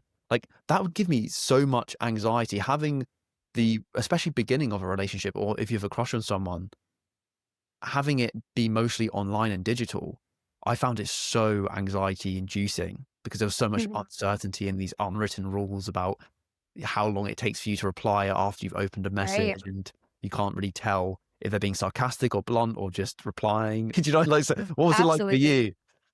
Yeah, gosh, and I feel like there was a point in my life where I really romanticized, like, my parents' generation and, like, the '80s and stuff like that because They talked, everything was in person. They made plans in person, not just like over text where it was a maybe or like last minute kind of thing. And I think I felt a little bit hopeless for a long time because I was like, this is it? Like, really, this must be it. Just in the digital age, this is how we're supposed to experience love and learn how to navigate relationships. But also, too, it can be a positive. Like, I am the kind of person that likes to pick up the phone and Mm, talk or over FaceTime. And that's really as close as we can get to speaking in person. Is it 100% as similar to that? No. But again, it's as close as we can get. And I think that I used to have a lot of fear surrounding that because I'm like, I don't want to bother this person, or if they're busy, I don't want to like annoy them. And I just think that is so stupid. And looking back, probably rooted in my anxious insecurities. Now I will just pick up the phone if I feel like talking to somebody. I yeah. don't think it's that deep. And communication for me is everything. That's like the most important factor in getting to know somebody. Obviously, like I've said many times, but that's the best way that I feel like I can hone in onto that. And just like overthinking every message that I'd Yeah. send, and or maybe you felt the same as well. The Yes. wording, do I act? And there always seems to be this unwritten rule that you had to, for me anyway, like there was a certain level of nonchalance when it Oh, came, like, yes. and Yeah. it's just like, It's so hilarious because, like, up until recently, I think I always believed that if you want to have somebody fall for you, you need to play hard to get, or you need to act like you don't really care a lot, or you're not super interested, which if you think about it, even if you do obtain somebody that way through like unhealthy mm, actions, it's not going to last. Like, again, like I was talking about foundations, you have to build it off of something that is healthy and there's trust there and there's actual knowledge on the other person rather than just some facade of, oh, this is like a trophy that I gained from achieving this. It's mm. all a game and it's very fake. Yeah, hard to get such an interesting one because I think it does come from a place of insecurity in the sense that like they have to play hard to get to test you. It's like a test to see how much you're actually interested in them. It's almost like a defense mechanism because maybe they were too easy too soon and they got their heart broken because someone used them. So it always come off. Well, I don't know if it always does because I've never done it, but it seems to come from a place of like defense, Right? like doing stuff like that, and then maybe doing things like the silent treatment or being ghosted. I remember you said that you got ghosted before. How did Mhm. those experience shape you and your view on romantic relationships and stuff like that? And how did you feel when those things happened to you? A lot of those things come as a total surprise, especially if you have a different vision of what dating and relationships should look like. I think I expected it to be a lot easier, but unfortunately, growing up in this generation makes it a little bit more challenging. But like the first time that I got ghosted, I think my first initial reaction was, oh, I need to reach out to them more. Surely I know I didn't do anything. So obviously they're probably just not getting my messages, right? It came from a very naive place. But once you start to experience that a little bit more, I think that naivety goes away Yeah. and you become a little bit more guarded. And I think that is where it all stems from is that you build up this guard and you build up these walls and you don't let somebody in. And that's where the kind of nonchalant aspect ties into all of that. It's easier to just not let somebody get to know me and pretend like I don't really care. That way I seem more intriguing, seem Mm. more like a mystery. And I do think that some people are attracted to that. That's fine. But again, it's if you do want to build that foundation for a lasting relationship, certainly that can't last. It's much more of a short term thinking Right. strategy than like a long term stable, secure Exactly. relationship strategy. Exactly. And you don't get given the tools as a young person to decipher all of Mhm. these things. I remember Right. going on YouTube and watching TED Ed videos and Psych to Go videos on signs that someone has a crush on you or signs that ain't Hmm. hard to get because I just didn't understand how. I don't think going to an all boys school helped at all. Yeah, like it was. It's just interesting how it can be really hard at that age to understand stuff. And I guess if Yeah. you don't have the experience or you don't get taught it in school or you just are uncertain about it, it can be really hard to choose the right person for you. And I also think too that in a way is how it's meant to be. Nobody can Yeah. teach you how your own relationship is going to look. But yeah, and I think this goes with pretty much everybody except that one friend that I have that's getting married who only had one healthy relationship. There's the odd times that happens, but we do have to go through those really rough experiences of heartbreak and confusion in order to learn. And I think for me personally, it's made me a person who is more willing now to be completely open, no matter if I get hurt or not, because Mm. what's the point of not being truly who I am? There Yeah. is none. There's no benefit to that whatsoever.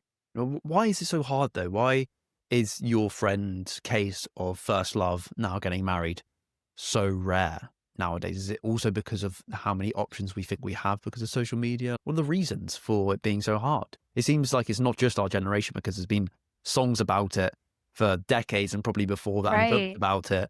But it seems to be exaggerated more now in our generation than before. Yeah, I do think that there are a lot of components, but definitely the option thing that you mentioned is certainly one. And going back to dating apps and social media, it's so everything is so accessible. And somebody could be in a relationship, somebody could catch their eye from a distance or online, and they could, like I said, kind of form these opinions on perhaps I'm more interested in this person or this person is better. I'm young. Let me just go ahead and explore all the options that I have. And then I think what happens is that once they lose that person, they realize connection like that is very fleeting. It's very Mm. rare. And you could have opinions or ideas of how one person may be versus another. You think that you may like them, better. But did you even give yourself the opportunity to really get to know them before you made that concrete decision? Probably not. And I think they think it's very easy to just find that again. Yeah. Oh, I can find these qualities in this person that I once loved a lot in somebody else. You can't at Mm. all. It is bound to be extremely different. Mm. And do you think that's why you've had maybe exes call you back and try and be best friends, or I don't think I can answer for them, but I think maybe if there's one thing that I can say that I bring to a relationship, maybe that's not seen in nowadays is like full support and non-judgment. For me, one of the most important things as a partner to somebody else is to help them grow and help them achieve their goals, no matter what they are. It yeah. could literally be polar opposites. It does not matter. I could know zero information about it, but I will do everything in my power to make it known that I want to help you succeed. And again, a lot of people in this generation have that more selfish mentality to where, okay, like I have you in my life as a partner, but also I'm not going to help you. You have the either financial need or whatever to do it on your own. I'm good. But I've not viewed that as a way to carry out a relationship. Mm. It's not real. It's not lasting. Yeah, it just makes no sense, like, especially if you're thinking long term and you want to start a family. The whole point of a family is one unit. And if you're going to be Right, like exactly. sharing genetics with that person and having children, then it Yeah, would make no sense to not support that person emotionally or even financially or spiritually or whatever support that they need and they right. desire. So I think you're totally spot on, but why is that so rare? Do you think you have that trait because you know what it's like to support people and not be supported by them, not reciprocated, and also just the way that your parents have supported you as well? Yeah, I think on the opposite end of that, I know what it's like to be supported. And Mm. I know how that has shaped my confidence and gotten me through a lot of things that I didn't think I could get through. And that's honestly an essential in any kind of relationship. And especially in this modern world where we're often left to do things on our own and it Yeah. feels very isolating. So because I've had that, now realize like, why would I not give that to somebody else?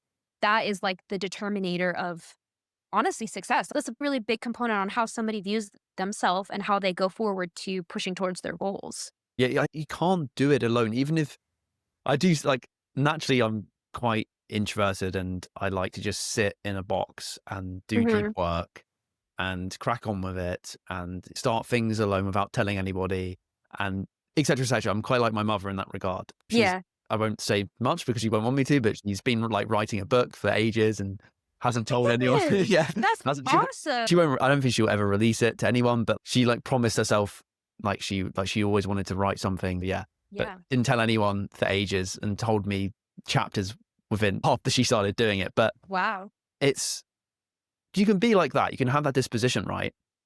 But you still need someone to talk with it about. Absolutely. And it's still better when you have that support. But I Mhm. think what people get wrong is if they open up to someone about what they're working on, then they are scared that there's almost this like expectation that they have to continue doing it. And Now, it's almost like accountability. They know that people know about it now, therefore they have to keep doing it. And, oh, what if I change my mind? Or what if I fail?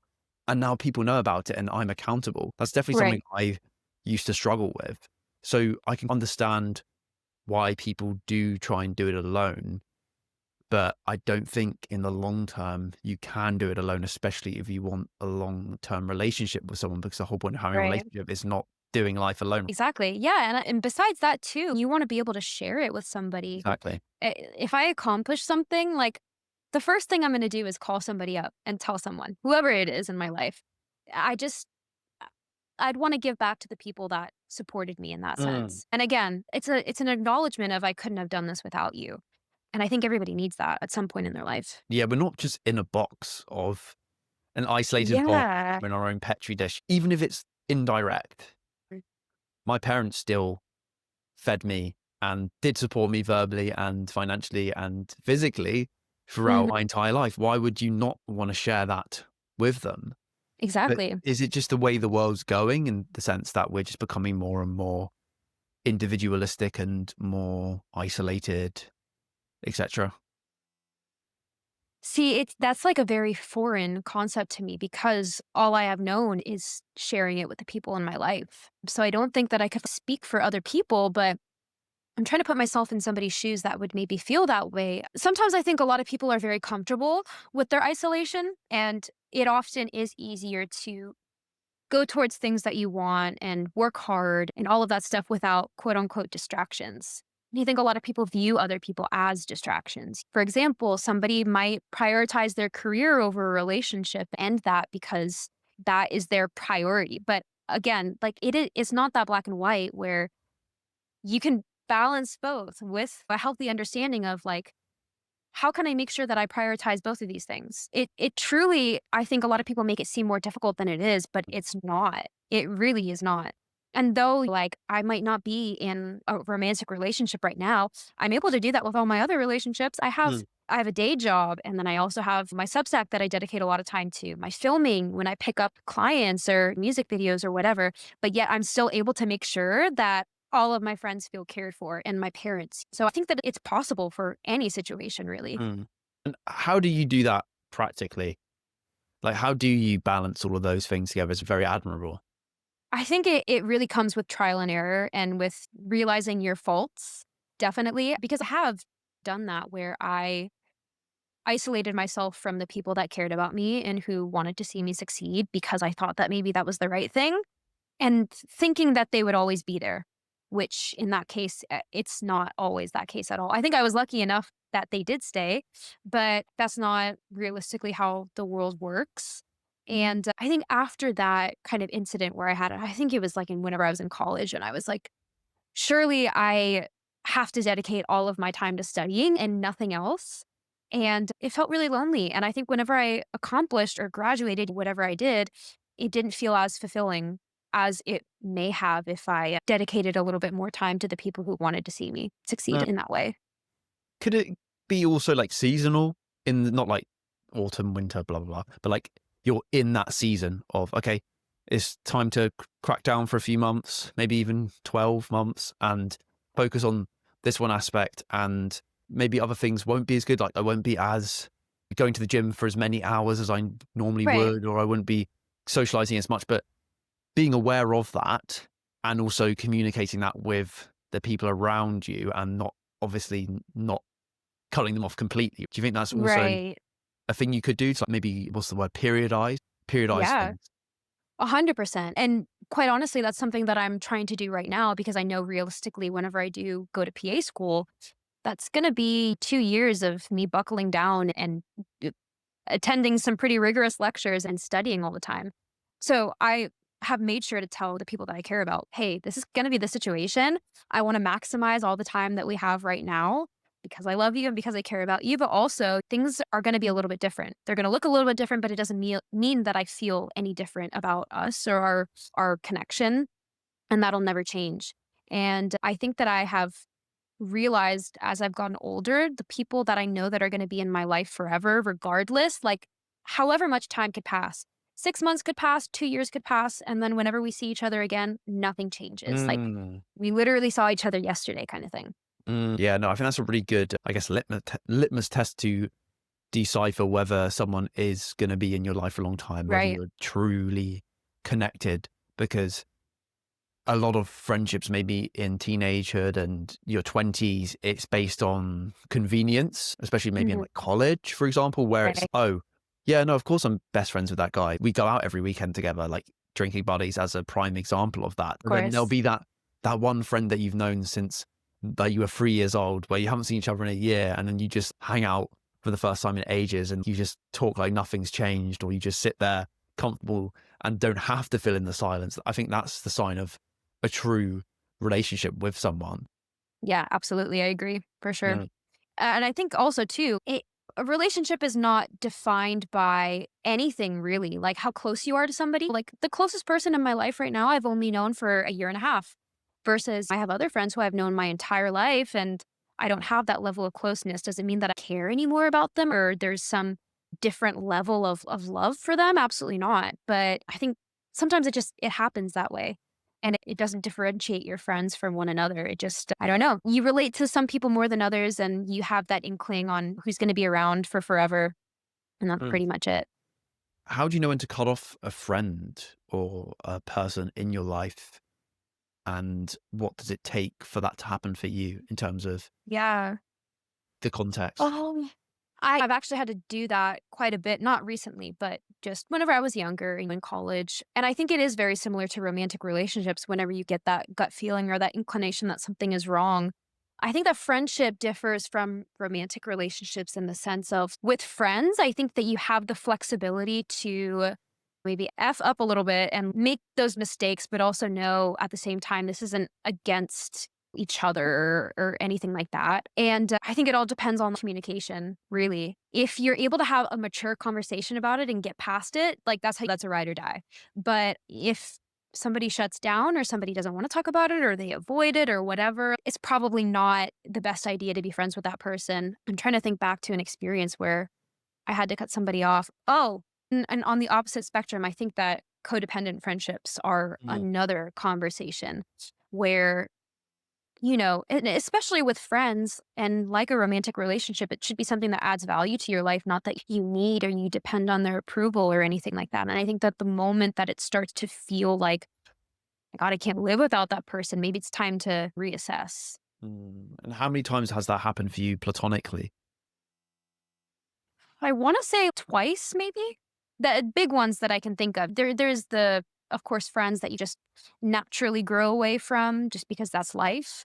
But then there's I think the only ones that I've really had to cut off are the ones that I've been, like, super codependent with. And where does that codependence come from? Because I guess it's mutual to begin with, right? Or do you not realize you're in it until Mhm. it's too late? I think that's what it is, and because I grew up as an only child, I think I take my friendships very seriously.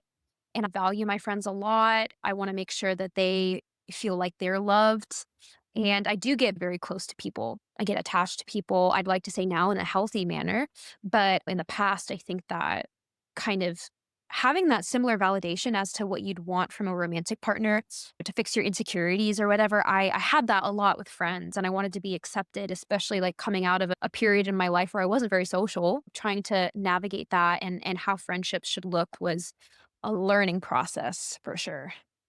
How did you navigate that to get to where you are right now with the way you deal with friendships?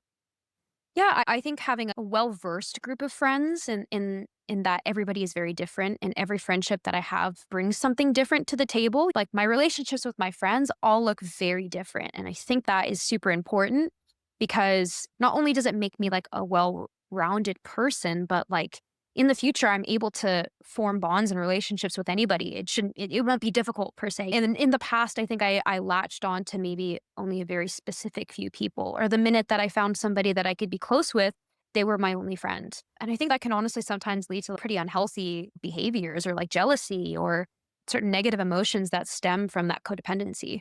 Definitely. And it's good that you've realized that and learned from that Yeah. and developed from that. And what do you Mhm. think your ideal life looks like for you and maybe your ideal day and what you're doing and who you're with and where you are. Yeah, I think that my ideal life is maybe I know realistically a bit more shiny than it actually is gonna be. Because whenever we have dreams, we envision it and it's pretty perfect. But I think realistically, I am working as a PA, which gives me the flexibility to also do things that I love, whether it's like a 4-day weekday and then I get 3 days to work on my creative pursuits, whatever that may look like. And eventually, I do wanna have a family and take on that role as well. Honestly, beyond that, I haven't thought about much, but what I do know is that I'm secure in the decisions that I made to help me get there. Mm, And I think that's where a lot of happiness and fulfillment will stem. Just knowing that, like, I got here based off of all the hard work that I put into this. And I know that I'm meant to be here. and to invert that, what would be the opposite of that not being secure in the decisions that made you get there? I think maybe listening to what other people have to say and following the directions of what maybe other people would want to see from me and Mm, people pleasing, which again is something that I had to learn to break away from because how am I going to find my own happiness if I'm trying to make other people happy all the time? mm, It's impossible. And I can't imagine a life that would be any degree of fruitful if that was what I listened to. definitely. And how did you break free from that people pleasing tendency? Again, with experience, I think like doing it for such a long period of time and understanding how negatively it impacted me and how taking a step back, realizing I am not happy with the life that I'm living whatsoever. Maybe I need to start living on my own accord. And again, age, experience, all of that ties into it. Is it also important to remove yourself from maybe the environment where the people pleasing was happening, like moving state, moving school, growing up in that regard, not being in that hyper vigilant environment? Because for me, I guess going out of school and being free from it definitely helped me do that way more and express myself way more, not having that idea that everyone, 400 people in your school or your year know everyone. And if you make one misstep, everyone's going to see it, even though that's probably not the case. But yeah. Yeah. Oh, 100%. I totally resonate with that feeling as well. Even though it's very different with skating, I think that if I had maybe not made my own decisions and just listened to what people had to say to me, I would have stayed in skating for a lot longer and it wouldn't have been healthy and I would have been even more unhappy. And so making my own decision to step away from it and enter something that I know would be a bit more realistic and healthy for me made all the difference. And of course, that's why I'm here now. But yeah, I think that you just hit a point of understanding of maybe I shouldn't do this anymore. Maybe I shouldn't take what people have to say for me too seriously. I think it is important to listen to people's outputs, but at the same time, like value what you think the highest. 100%. I had the same with football. I did football for since I was like 3 until I was like 16, and not as high level as you did figure skate, like skating, but it was still hours and hours a week, multiple times a week. And my dad wanted me to do it and I did enjoy it and I was good at it. But it came to the point where I was like, no, I want to do photography instead. I want to go out and spend my time on the weekends taking photos. And then Yeah. now I've done that with photography for podcasting. And I do agree with what you're saying in the sense that getting the output from others isn't a bad thing. But I think when it's those big decisions like that, again, it's like we are saying with the relationship thing, your gut just knows when Mhm. it's the right thing to do. Even if there is uncertainty, I think we are actually really good at making decisions and knowing what we want for ourselves.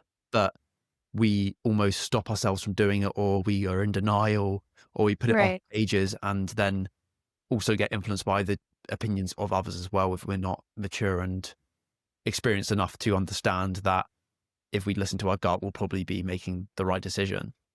Absolutely. And going back to like whenever you are younger, I think it's just rooted in us that we need external validation Yes. from either our parents or our coaches or whatever.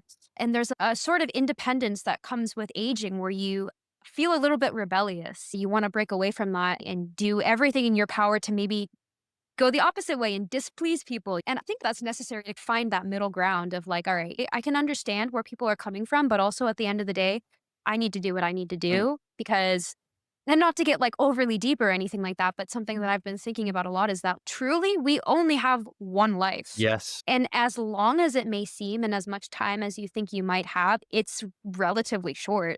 And why would you want to live a life making other people happy and not giving yourself any of that happiness at all? It just Mm, doesn't make sense. And that's mm. not a life that I want to live. No, going deep is encouraged on this show. That's like the premise Awesome. of it. Awesome. And I was before you said the thing about how short our life is, I was thinking of, yeah, you're gonna die. There's no point other people's opinions holding you back. What would be the point? What a shame it would be to live your life based on the opinions of other people or the perceived Hmm. opinions of other people who aren't even thinking about you to begin with. Like Absolutely. we think everyone's thinking about our every move and that they're going to judge everything we do and they know what's best Right. for us. And I Right. think it was Marcus Aurelius who said, we are so self-interested, yet we put the opinions of others above our own opinion of ourselves.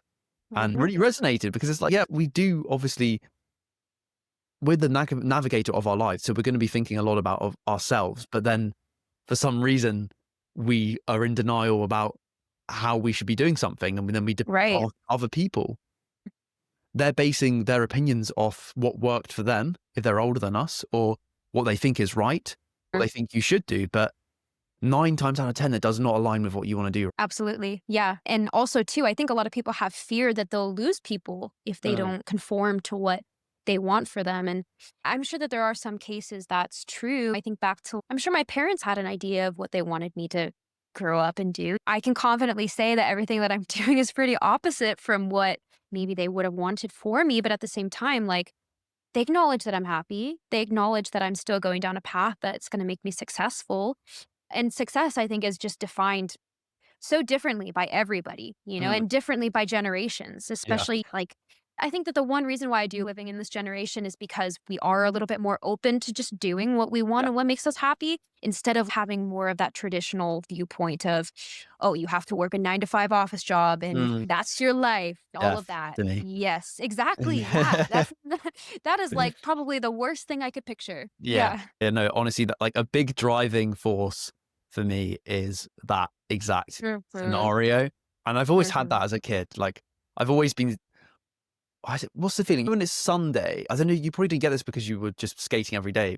I'm sure you have had this before. When it's Sunday and it's been the weekend, then you know you've got school on Monday and there's that like Yes. dreadful, like sinking feeling. So I used to have that Mhm. at times thinking of growing up as an adult and working like an office job because that's all I knew at the time because I was like 5 years old and Right. independent and didn't know what the internet was and stuff. And then Yeah. once we get older and we're, like you're saying, we're lucky to be in this generation where you could literally make money by interviewing people over Riverside FM on the other side of the Right. world. And it's like crazy because Exactly. I had Evan Carmichael on, who's like this entrepreneur and like really big YouTuber. Yeah. And he was really hitting it home. He was saying like, yeah, your parents probably don't understand that you can like make money from YouTube and online stuff. And they have a different idea of what the world should look like for you and what your job should look Mhm. like for you. And like the only way to actually disprove them is to succeed. And the only way to succeed is to not listen, just go for it and see what happens. And what a shame Right. it would be if you conformed to the idea of your parents. And I think another quote is sometimes you have to let your parents' dreams die in order for yours to live. And that like really Exactly. resonated as well. But I think it Mhm. is just this generational thing of because our parents didn't grow up with the internet and everything that comes with it, they just don't really understand right now the extent to which you can have this non 9 to 5 office life. Yeah, absolutely. And even with I of course, I'm gonna say my future career is it's not exactly an office job, but it definitely is something that I have to devote a lot of time to. But at the same time, a big reason of why I chose that career was so then I could have the free time and I could have the balance. In no shade to people who work 9 to 5s and who enjoy it, that's great. But if we have a realistic conversation with a lot of them, I'm Mm, pretty sure they feel trapped. yep. And I'm pretty sure they would say, if I could redo it now, and if I was in your shoes, I would be doing it completely different and Mm, doing what I actually want to do. 100%. And it's just that they hadn't had that opportunity if they were older than us. So it's, oh, because I didn't have the choice, you don't either. Or they just don't Exactly. understand. Yeah. Yes. And Absolutely. Yeah. do you believe in God? Ooh, big question. So I grew up Catholic and I wouldn't say extremely religious. I went to church some Sundays and I went to Bible school.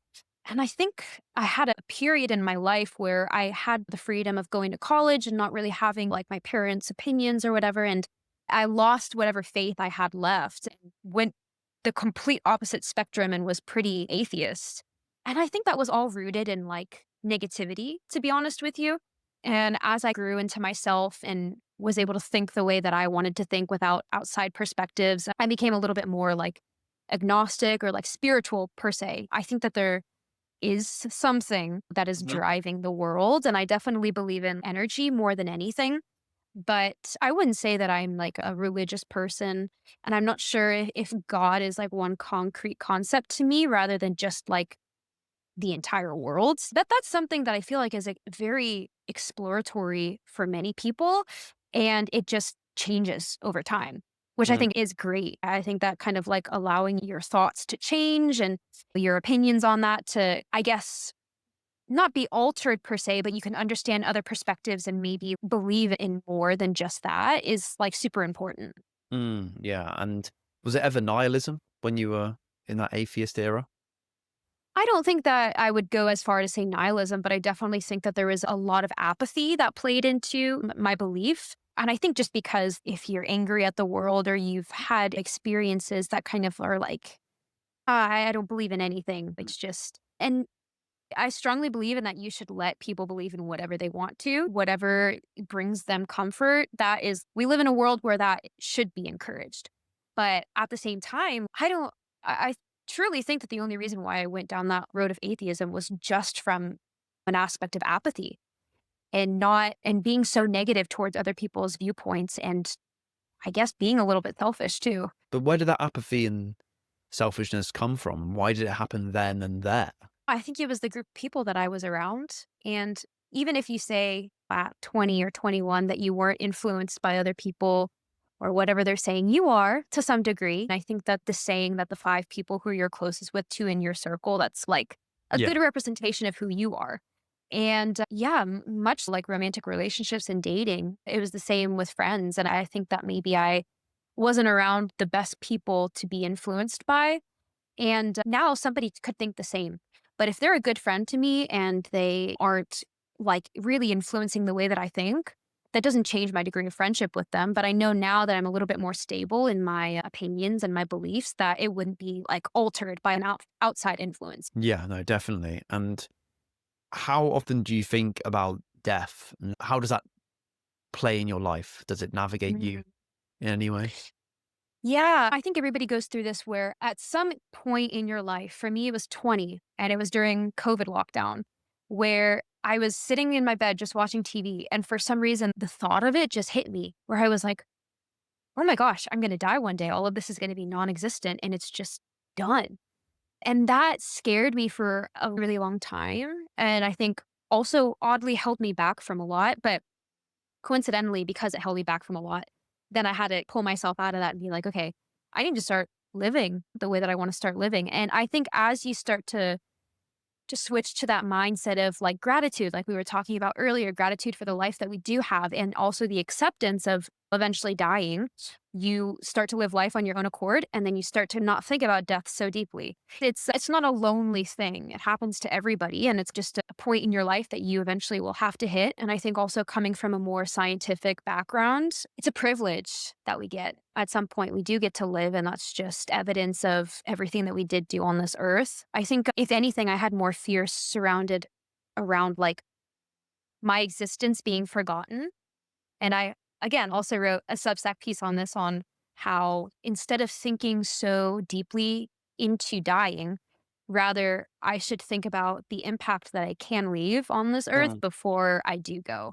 And I think that is far more important to me than just being like, oh my gosh, I don't want to die. Yeah, no, 100%. Because I guess if you're just ruminating about how you're going to die, Sure. being so scared of it, you forget how to live. Absolutely. And then you end up just distracting yourself from that thought and that fear of death. I remember when I was young, I don't know if this ever happened to you, but it would always hit me when I was like trying to fall asleep. Like Yeah. every so often, like I just put my head on the pillow and then sometimes it would just randomly appear and then I just get this like jolting feeling the Yeah. pit in my stomach of anxiety, Mhm. like, "Oh shit, what's gonna happen?" And I don't think Right. that's fully left me. I definitely don't tend to have the feeling as much anymore, like the sinking Mhm. feeling. It's more of, Right. okay, if you're gonna die, then you might as well live the best of the ability you can, and Absolutely. not stop the judgment of others from stopping you from doing that, because they're also gonna die, Of and who knows. course. But and I feel like in the back of my mind, it's still always there, though. There's Yeah. I don't know if that's the same for you. I think that's a pretty natural thing. Of course, everybody thinks about dying. However, as contradictory as it might seem, I think when you are more fulfilled in life or when you Mm. feel like you're actually happy with what you're doing, that's when you start to forget about it and like not Exactly, think yeah. about it a lot. You'd think that it would be different because if you're like, "Oh my gosh, I love my life so much and I love what I'm doing," you'd fear death more. But I don't think that's the case. I actually think Mm. it's pretty opposite. That's why I really had to like pull myself out of so worrying so much about it and more so just like doing what I wanna do. Yeah, no, 100%, 'cause I guess you feel like you're wasting your life and you're gonna be regretful before you die if you aren't doing anything and you aren't doing stuff fulfilling. Whereas if you're doing something fulfilling and you love it, you're so just indulged in that you're not Right. thinking about death because there's not enough time to, and not the brain chemistry's not in that state to, but also you just subconsciously know that you're not gonna die with as much regret, and therefore you don't have to think about dying as much because you're just doing what you love. And maybe that's the meaning of a good life for me anyway. Yeah. What is it for you? I am honestly don't wanna be boring, but I wanna agree with you completely. Like, it really just all boils down to, did you do everything that you set out to do? And do you have any regrets? And when I take my last breath, I want to confidently be able to say, "I don't have any regrets." Of course, we make mistakes and we can look back at things that we've done. Even now at this point in my life, I can look back and look at things that I maybe should have done better or whatever, but I don't regret it. I think that was a point in my life that I needed to learn from, and it helped me become successful and experience everything that I'm experiencing now. But yeah, I think just fulfillment and impact, those are two things that mean more to me than just like having everything I can in life, because I think Mm. that's something that's completely different. But what does success actually look like for you? Realistically, I'm like I've said multiple times, happiness and like having the confidence and this is the life that I have been wanting to live, which 5 years from now could change. Mm. I think that it's such a complex thing in that, like, what I want right now could be completely different from what I want in 5 years.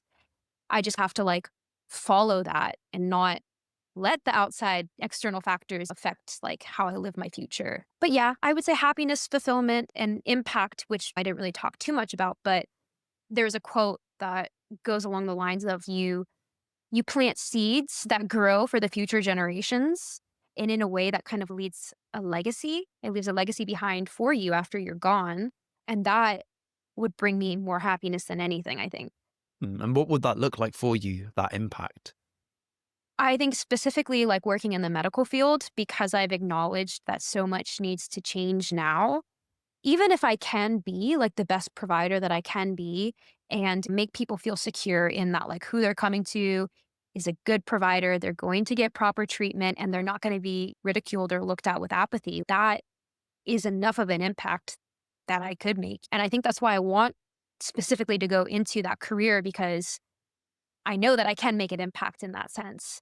And with writing too, the little things like people messaging me saying that they resonate, that is a huge impact. Any way that I can change people's lives for the better is impactful, not only for them, but for me. I want to leave this earth knowing that made people's lives better in some sense. Yeah, and I guess the fact that you're able to do that through the medicine stuff and also the writing stuff increases the chance of that dramatically. And then Absolutely. if you want kids as well, then that's also gonna increase chances dramatically as well. So it's Absolutely. I think you're stepping in the right direction, to be fair. Thank you. I appreciate it. And in terms of writing, how often are you writing? What does it look like for you? Is it every day, or are you just spontaneously doing it? How do you come up with topics? Just what is the writing process like for Ashlee? I think the method that I've picked up now is whenever I wake up in the morning, the first thing that I think of is what I write about. Mm. So I make it a habit to just in my journal, even if I don't share it, like I'll write about the first thing that I think about whenever I wake up. And it could be something as mundane as like work. or it could be something as complex as death. But regardless of whatever it is, I just write and I don't have to share Nice. it. When it comes to sharing things, I think I'm a little bit more intentional. And for example, with my Substack, whatever topic I write about is something that I feel pretty passionate about in whether it's that month or that week. I think I was so focused on having a scheduled routine with posting, specifically on Substack, and I found it more effective to just write whenever I feel inspired to write. It's funny, I think I had made a post a couple months ago where I was like, "Look out for posts every 3 days," which is, like, not at all realistic, and the last time that I posted a piece was, like, a month ago, and I think that it really just varies. So, I don't put a lot of pressure on myself to have a specific schedule with it. I'll just write when I feel inspired, and if I don't feel inspired, I just give it time. Do you see yourself writing books in the future or a book? Yeah, I published the poetry book back in August, but that was more so just like a collection of poems that I had written over the past 3 years or so.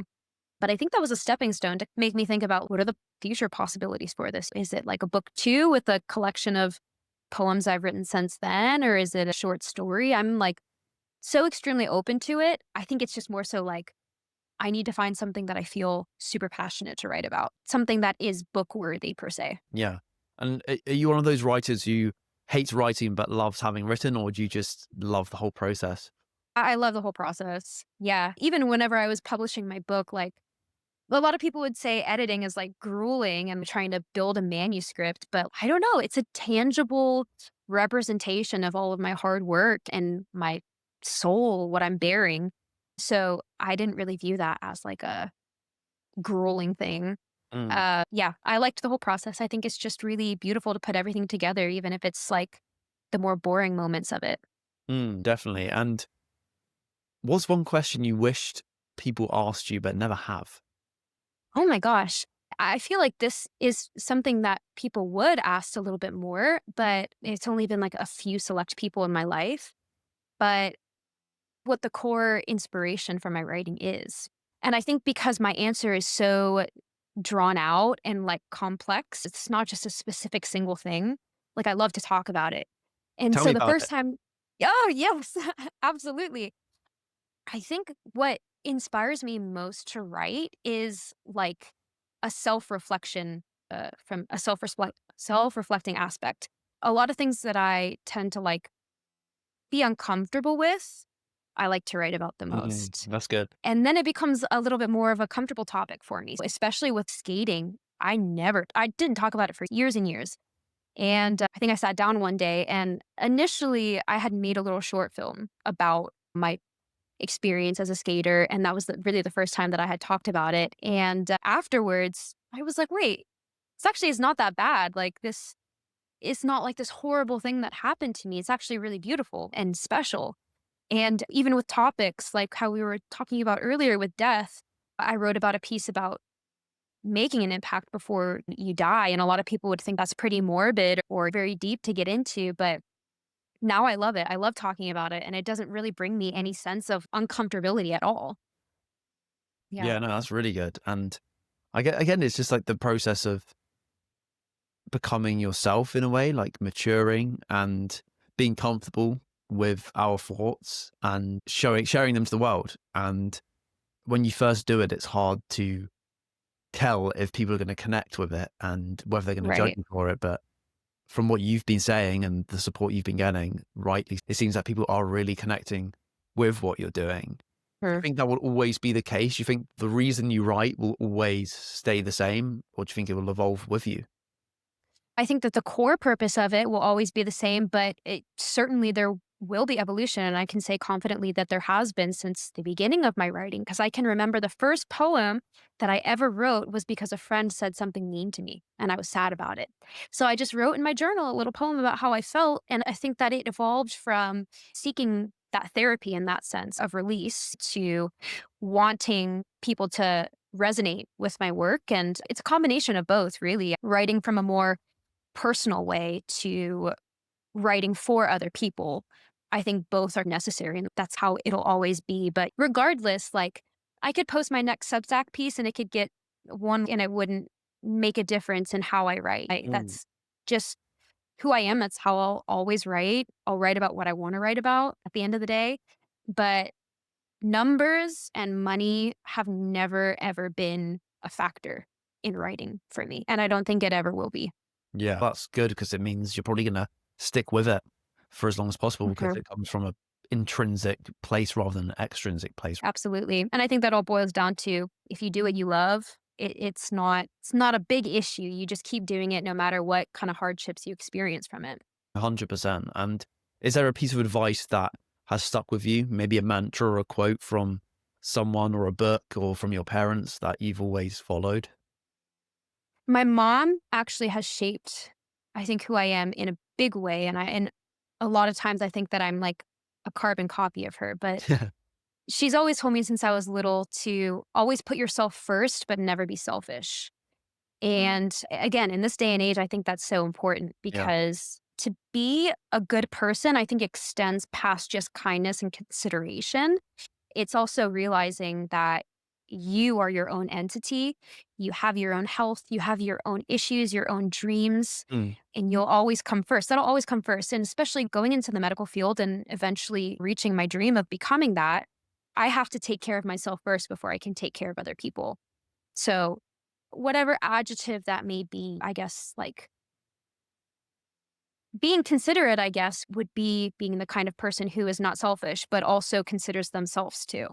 It's like we were saying in the relationship thing where you have to prioritize yourself and work on yourself before you can get into a Mhm. healthy relationship. Because if you don't do that, you won't have the leftover resources to be able to tend for that person. And it sounds similar parallels in your profession. If you're not working on yourself and if you're not in a good place and you've not been taking care of yourself, how can you expect to take care of others? It's that classic cliche of you can't love other people until you love yourself. Yeah, And it's like, it makes absolutely. so much And sense. that phrase has been repeated so many times, and I know that people are tired of hearing it, but like that is the core of being a good person. Like you have to be good to yourself first before you can understand what it is to be an empathetic and kind person. And if you're the kind of person that is very negative and apathetic, I once experienced that translates into how you treat other people. And it just becomes a very mundane and dark world at that point. Mm. And you start to realize things become a little bit lighter and happier when, you're good to yourself and good to others. Yes, exactly. And what is one insight that you want people to take from this conversation if they've got this far into it? Ooh, this is a good one because I have a lot of thoughts going. I guess not to do anything safely, Mm. which sounds, again, it sounds contradictory, but like the first thing that came to my mind, especially with like my writing and everything that I'm doing, there's a level of recklessness to it. And I think that it's super important to live a little bit recklessly, to love a little bit recklessly. Like, you cannot experience the riches of life and what it truly is if you don't take that step forward. And a lot of people, going back to the very beginning of our conversation, with fear and not wanting to know others or know more about themselves, even, don't take that step. And I think once you get over that fear and just decide, I'm going to put myself out there, I'm going to do what I can to meet my goals and do what I love, most importantly, life becomes much bigger than it already is. Yeah, beautifully said. And I guess it's like comfort kills you. You don't, Absolutely. was it the idle hands is the devil's workshop or something? If you're just Yes, like stuck in a rut and you don't push yourself out of it and you're not challenging yourself, that's the opposite of growth. I really think humans need growth, whatever that may look like. And it doesn't have to be external as well. But if we're absolutely. not improving in any aspect of our lives, even 0.001% every day, I just think that's what can cause a lot of resentment and depression and confusion in the world. Absolutely. And like I was saying, the goal is happiness. It should be anyways, right? So sometimes I honestly think that's the only way to reach that. Mm. In terms of like happiness, do you think we're hardwired for it? Because I've had a few conversations about this topic with previous guests. What do you think about that? Do you think we're actually made to be and evolved to be happy permanently? I don't think so. I think emotions and what we feel is very individual. I don't think that we're innately born with a certain way to feel. I think we just learn that through our experiences and the environment that we grow up in, but it evolves with us, right? Somebody could have an experience where they're like very apathetic, very depressed, and not happy with their lives. And then something changes, a flip switches, and they turn around and they find a reason to be happy. I do think that realistically, that's everybody's goal, right? I don't think I would meet anybody that didn't want to be happy. I think it's more so the circumstances that we're given. It's hard sometimes to find reasons to be happy. Is it sometimes a choice? I think so. You have to really dig deep to find those little moments like we were talking about earlier. If you're going through a rough patch or a rough season where it is nearly impossible to find a reason, you make one. You Yeah. have that hope that something better is coming. Yeah. It's even being happy knowing that you will be happy in the future. Yeah, Sometimes that's my take. exactly. Absolutely. Yes. Yeah. I think it's good to have that foresight that whatever you're feeling right now, it will pass. It's not permanent. You know, Yeah. No, you nothing is. And that's honestly really beautiful. Good or bad, nothing is permanent. how does that guide you? That impermanence? It's scary when you're younger and you don't have a good concept of it. But as you get older, I think that you start to appreciate it. It gives you a certain sense of freedom and independence. But navigating it can be difficult Mm. because it's especially if you become attached to something, whether it's a person or a thing or a job. Once you start to think a little bit deeper about this isn't going to be around forever, I think it's only natural to be a little bit sad about it. Again, going back to gratitude and appreciation, being thankful for what you do have, no matter how long that lasts. And relationships, too. Even you don't know if that person is going to be in your life forever, but even if they're not, be grateful for the time that you do have with them. Yeah, especially with the relationship thing, even if it's such a fleeting experience, it's still going to shape you in some way, Yep, and you don't even understand right now. You might absolutely. gather an insight from it, or it could even be an observation, just like watching two people interact, and that could teach you something, but you only connect the dots like a decade later once it happens to you. Yeah. It's so Interesting. interesting. What's funny is that I've actually maybe like rarely done that. With my parents, of course, I watched that, but I don't know. I feel like if I were to just observe like strangers on the street or something like that, you'd get a lot more insight from how people live their lives and how they love and how they kind of function. I think we get wrapped up in what we're doing and don't give ourselves the opportunity to just look outside. Yeah, it's definitely a skill that can be sharpened, but it's also difficult because the amount you can be told something, you can be told the cliches, you can see it in other people so many times, but when it happens to you, you can still so easily fall for the trap. It's almost like an unteachable Right. lesson that you have to learn yourself by experiencing it, which is interesting because we think we are so good at learning from others vicariously, but I don't think we are. Yeah, I would agree, to be honest with you. And I think like you have to sit with things for a bit and process things too for a while in order to fully understand them, which is a learned skill, I think. Yeah, and I think journaling would help with that processing, or maybe Oh, it meditation has as with well. me 100%. Yeah. Do you meditate as well? Yeah, I do sometimes. I used to a lot, especially whenever I did skating and like practice visualization with like Mm. my routines and stuff like that. But especially when I wake up in the morning, sometimes I'll just give myself some time to just let my thoughts roam. But yeah, I wouldn't put a concrete definition on like meditation per se, but Yeah. giving myself some time of just sitting with my thoughts. Yes, for sure. Mm. Yeah, yeah. And what about reading? How often are you reading books and stuff?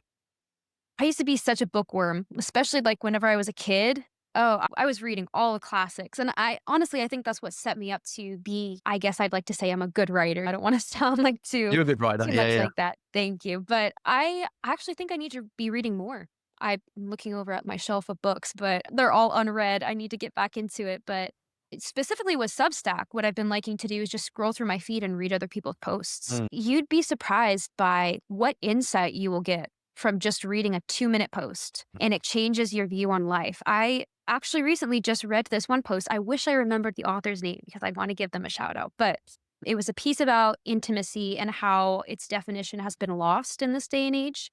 And not even just like physical intimacy, just knowing somebody from that like intimate level and not letting it become something that is just so minute Mm. in our day-to-day lives, especially like having a conversation like this and being deep and vulnerable. That's something to be valued. and appreciated. You don't just go on about your life and forget about it. Like this is like a pivotal point of I'm learning so much and I'm able to express how I feel and that's like really important. And I think any Mm. conversation that you have with somebody like that shouldn't just be, oh, like that was a conversation. It's No, fine. It needs to be taken like seriously. definitely. I think it requires, again, that gratitude and reflection because it could be so easy to just forget about it and move Right. on to the next thing. And I think that's why it's good to one, do them often and two, even have them recorded because we could look back at this in 10 years and be like, whoa, we were so young or like we didn't know anything or like, wow, Exactly. like you don't understand Yeah. the extent to how things in the past that are happening, no, how things right now will affect you in the future. Exactly. And that's also too why I like to have tangible copies of my writing because it's all Mm, I know I'm going to look back one day and either completely disagree with this or not resonate with it or be like, "Oh, I remember exactly when I felt this." And even with my book that I published a year ago, I reread some of it now and I'm in a completely different place in my life. A lot of it doesn't seem familiar to me whatsoever, but I think what's so special about that is that it could feel very familiar to somebody else. yeah, yeah. Your target audience is often your younger self. So you could be ashamed or embarrassed or maybe even resentful, especially if, say, you did one post and it got like a billion like read, Mm. and then 10 years Right. later, people are still talking about that one post and forgetting all your other stuff. You could Right. be resentful about that because you're like, oh, I've changed so much. But I guess it's also important to understand that the people that are resonating with it were you at some point, and Mhm. it's better for them to resonate with it than not to resonate with it at all. Definitely. Again, having that detachment as well, because I could look back at a year ago or like when I first started the show and be like, oh, why was I saying that stuff? But I'm not going, Right. it's just part of the process. But Absolutely. how often do you think you change? Because I don't know about you, but since I guess when you become, I don't know what age it would be, what it was for you, but maybe when I was like, I felt like being 15 was quite a pivotal moment when your brain's developed a certain amount, you're becoming more independent, you're starting to conform a bit less. That was also when I guess that it was like peak social judgment being at that age. And you're obviously going through puberty and stuff as well. But I feel like every few months I'm still changing and it's just compounding, it's getting exponential. And I feel like Yeah. me 2 months ago or me a year ago is completely different. I even look completely different. So Mhm. is that still the case for you? Is that what it looks like for you as well? Or is it a bit different for you? Does it take a longer time to change? I don't think there's ever been like a specific timeline. I think who I am, like to the core will always stay the same, but Yeah, other yeah. factors are just ever changing. Even if it's like something as simple as my style or to be honest with you, I feel like it depends on the day. It could Mm, literally depend on the day. And I could feel like I actually think this way a little bit more, or I resonate a little bit more with this. And for that day, I am a completely different person. And I don't know. I think that's normal. I think it's fun. I think that the ages for me specifically, where I had a very drastic change, was 21. That's when I graduated college, learned more about who I am independently, and then 25, which everybody talks about 25 being like, that's where you start to become a little bit more intelligent. And so I think that was my way of changing into somebody who like makes better decisions. Because when you're in your early 20s, sometimes you don't make the best decisions. But I think I can confidently say that I'm smarter than who I was back then. yeah, I feel like 30-year-old you might be like, "Oh, I disagree." Be like, "No, Oh, I'm still probably. Absolutely. Yeah. Oh my gosh. I actually can't wait to see what 30-year-old me says about the current me right now. She's probably Mm. gonna be like, she didn't know anything. But that's true. It's great with the way that you change, you learn more. And I think that's just expected. Yeah, I think that's the only way I'd want it to be. I feel like I would be actually a bit mortified if that wasn't the case. If I feel like I got more stupid or something. 5-year-old me was like so smart and made such good decisions. I wish I was like that now. I'd be like, whoa, wait a Right. second. Why is that Exactly. happening? Yeah. Exactly. Yes. Do you think aliens exist? Oh my goodness. I actually don't. I'm not a huge conspiracist. I think sometimes I like to watch the videos for fun, but aliens, I don't know so much about that. I think maybe like the definition that people today like to give to it, probably not. However, do I think that there's life outside of Earth? Yes, 100%. Mm. Well, that's what I meant by aliens. Oh, Yeah. Not like um, UFOs or like. Yeah, scientifically, they have proven that there's like specific oxygen or water levels that would support life on other planets. So it is 100% possible, Mm, definitely. So I'm not closed off to the idea of it, but yeah. like the whole like UFO green people thing, no. Yeah, yeah, yeah, no, not the lizards on Earth. Yeah, yeah. Exactly. No, are we measuring it wrong though? Just because we evolved through oxygen and water and carbon, nitrogen, does that mean that the aliens in the universe aren't like a silicon-based life form or like a, I don't know, like an iron-based life form? Like, why does it have to be Right. what we evolved through? We're just being very, what's the word? Just humans are great at thinking they're like the smartest, most developed thing of all time. Right. I feel like we're going to be disproven of that very soon or in the Oh, I'm future. sure. At some point we will, but that's just our condition, right? Where Yeah. we're told what we're meant to know and we just stick to that. I think, again, from the more scientific background, like these are the things that support human life. Could there be another species that we don't know about that potentially lives off of something else? Absolutely. I don't think I'd be like super close minded to that, but I think a lot of us are realists and we stick to what we know and that's that. But it would be really interesting to explore that concept. I Mm. was even thinking about it the other day that I was like how the earth was formed and we're told and taught about the Big Bang theory and all of that. But really, I would love to know how all of that came to be because Mm. certainly it seems so complex for a single particle of matter to just explode and for all of this to be, but had to have developed from something else. Yeah, we still don't know anything. We're still in the dark age. Absolutely. I just genuinely think like I think every single era they've always thought, yeah, there's nothing else new to be discovered. Like, Exactly. I They feel that's find sticking some, with them. like, tiny detail, and then they never talk about it again. Yeah, yeah, and to be honest, like the Big Bang and stuff, that could all still just be like completely off as well. Absolutely, And it yeah, could be just a yeah. new form of religion in a way where it's slightly more accurate than the previous ideas of religion. We're just gonna hopefully just get smarter and have more and more evidence. Like even theories in biology and psychology get rewritten and disproved. No one believed in the theory of evolution when Darwin first published it and stuff. Like Mm, so many accounts of us being mhm. stupid and ignorant, and I just feel Yeah, like that's gonna continue. absolutely. We're just permanently disproving our ignorance. Exactly. That's exciting, though. It's Yeah. nice to be, like, I'm not in the dark about things, but there's always gonna be something new, whether it has to do with technology or AI, which is a completely different conversation, but yeah. Yeah, and I've had so many AI conversations. Oh my god, I still don't understand it. It's just Yeah, no. save that for round two, for episode two, maybe. There's too much to Yeah. uncover in that. So, if you could give your 20-year-old or maybe your 15-year-old self one piece of advice, what would it be and why? Oh my goodness. Maybe don't take everything so seriously.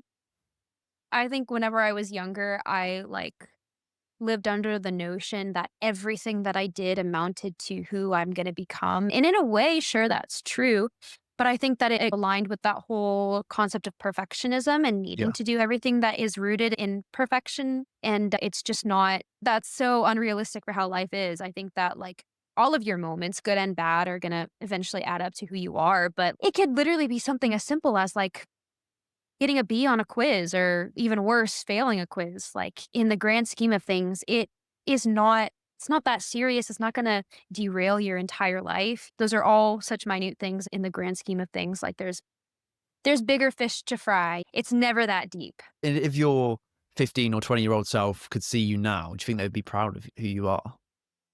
I'd like to think so. I think they would be confused. Why would they be confused? Oh gosh, I think because I am so different from who I once was, it would be like a derealization moment of who is this stranger. Mm, But I think that's a good thing.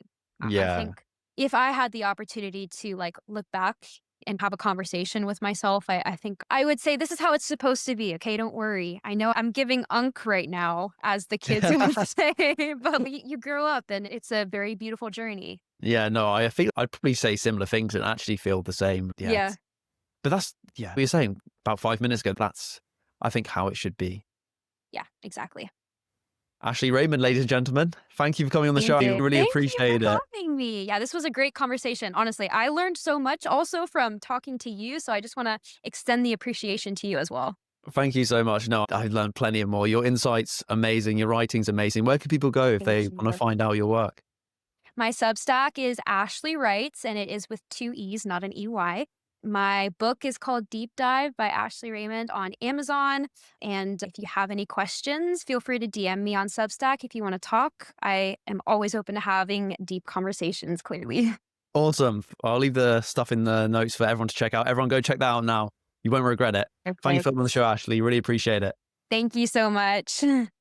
If you've made it this far, you're likely not just a listener, you're ready to be the host. You felt that sense of intimacy and connection with our guest today, and you would like to get the same on your own show and start your own dream show. But you're worried about landing dream guests and all the complications and the mess that is often spoken about when starting your own podcast from scratch. You think starting a podcast requires a huge budget and a whole team, right? That is absolute nonsense.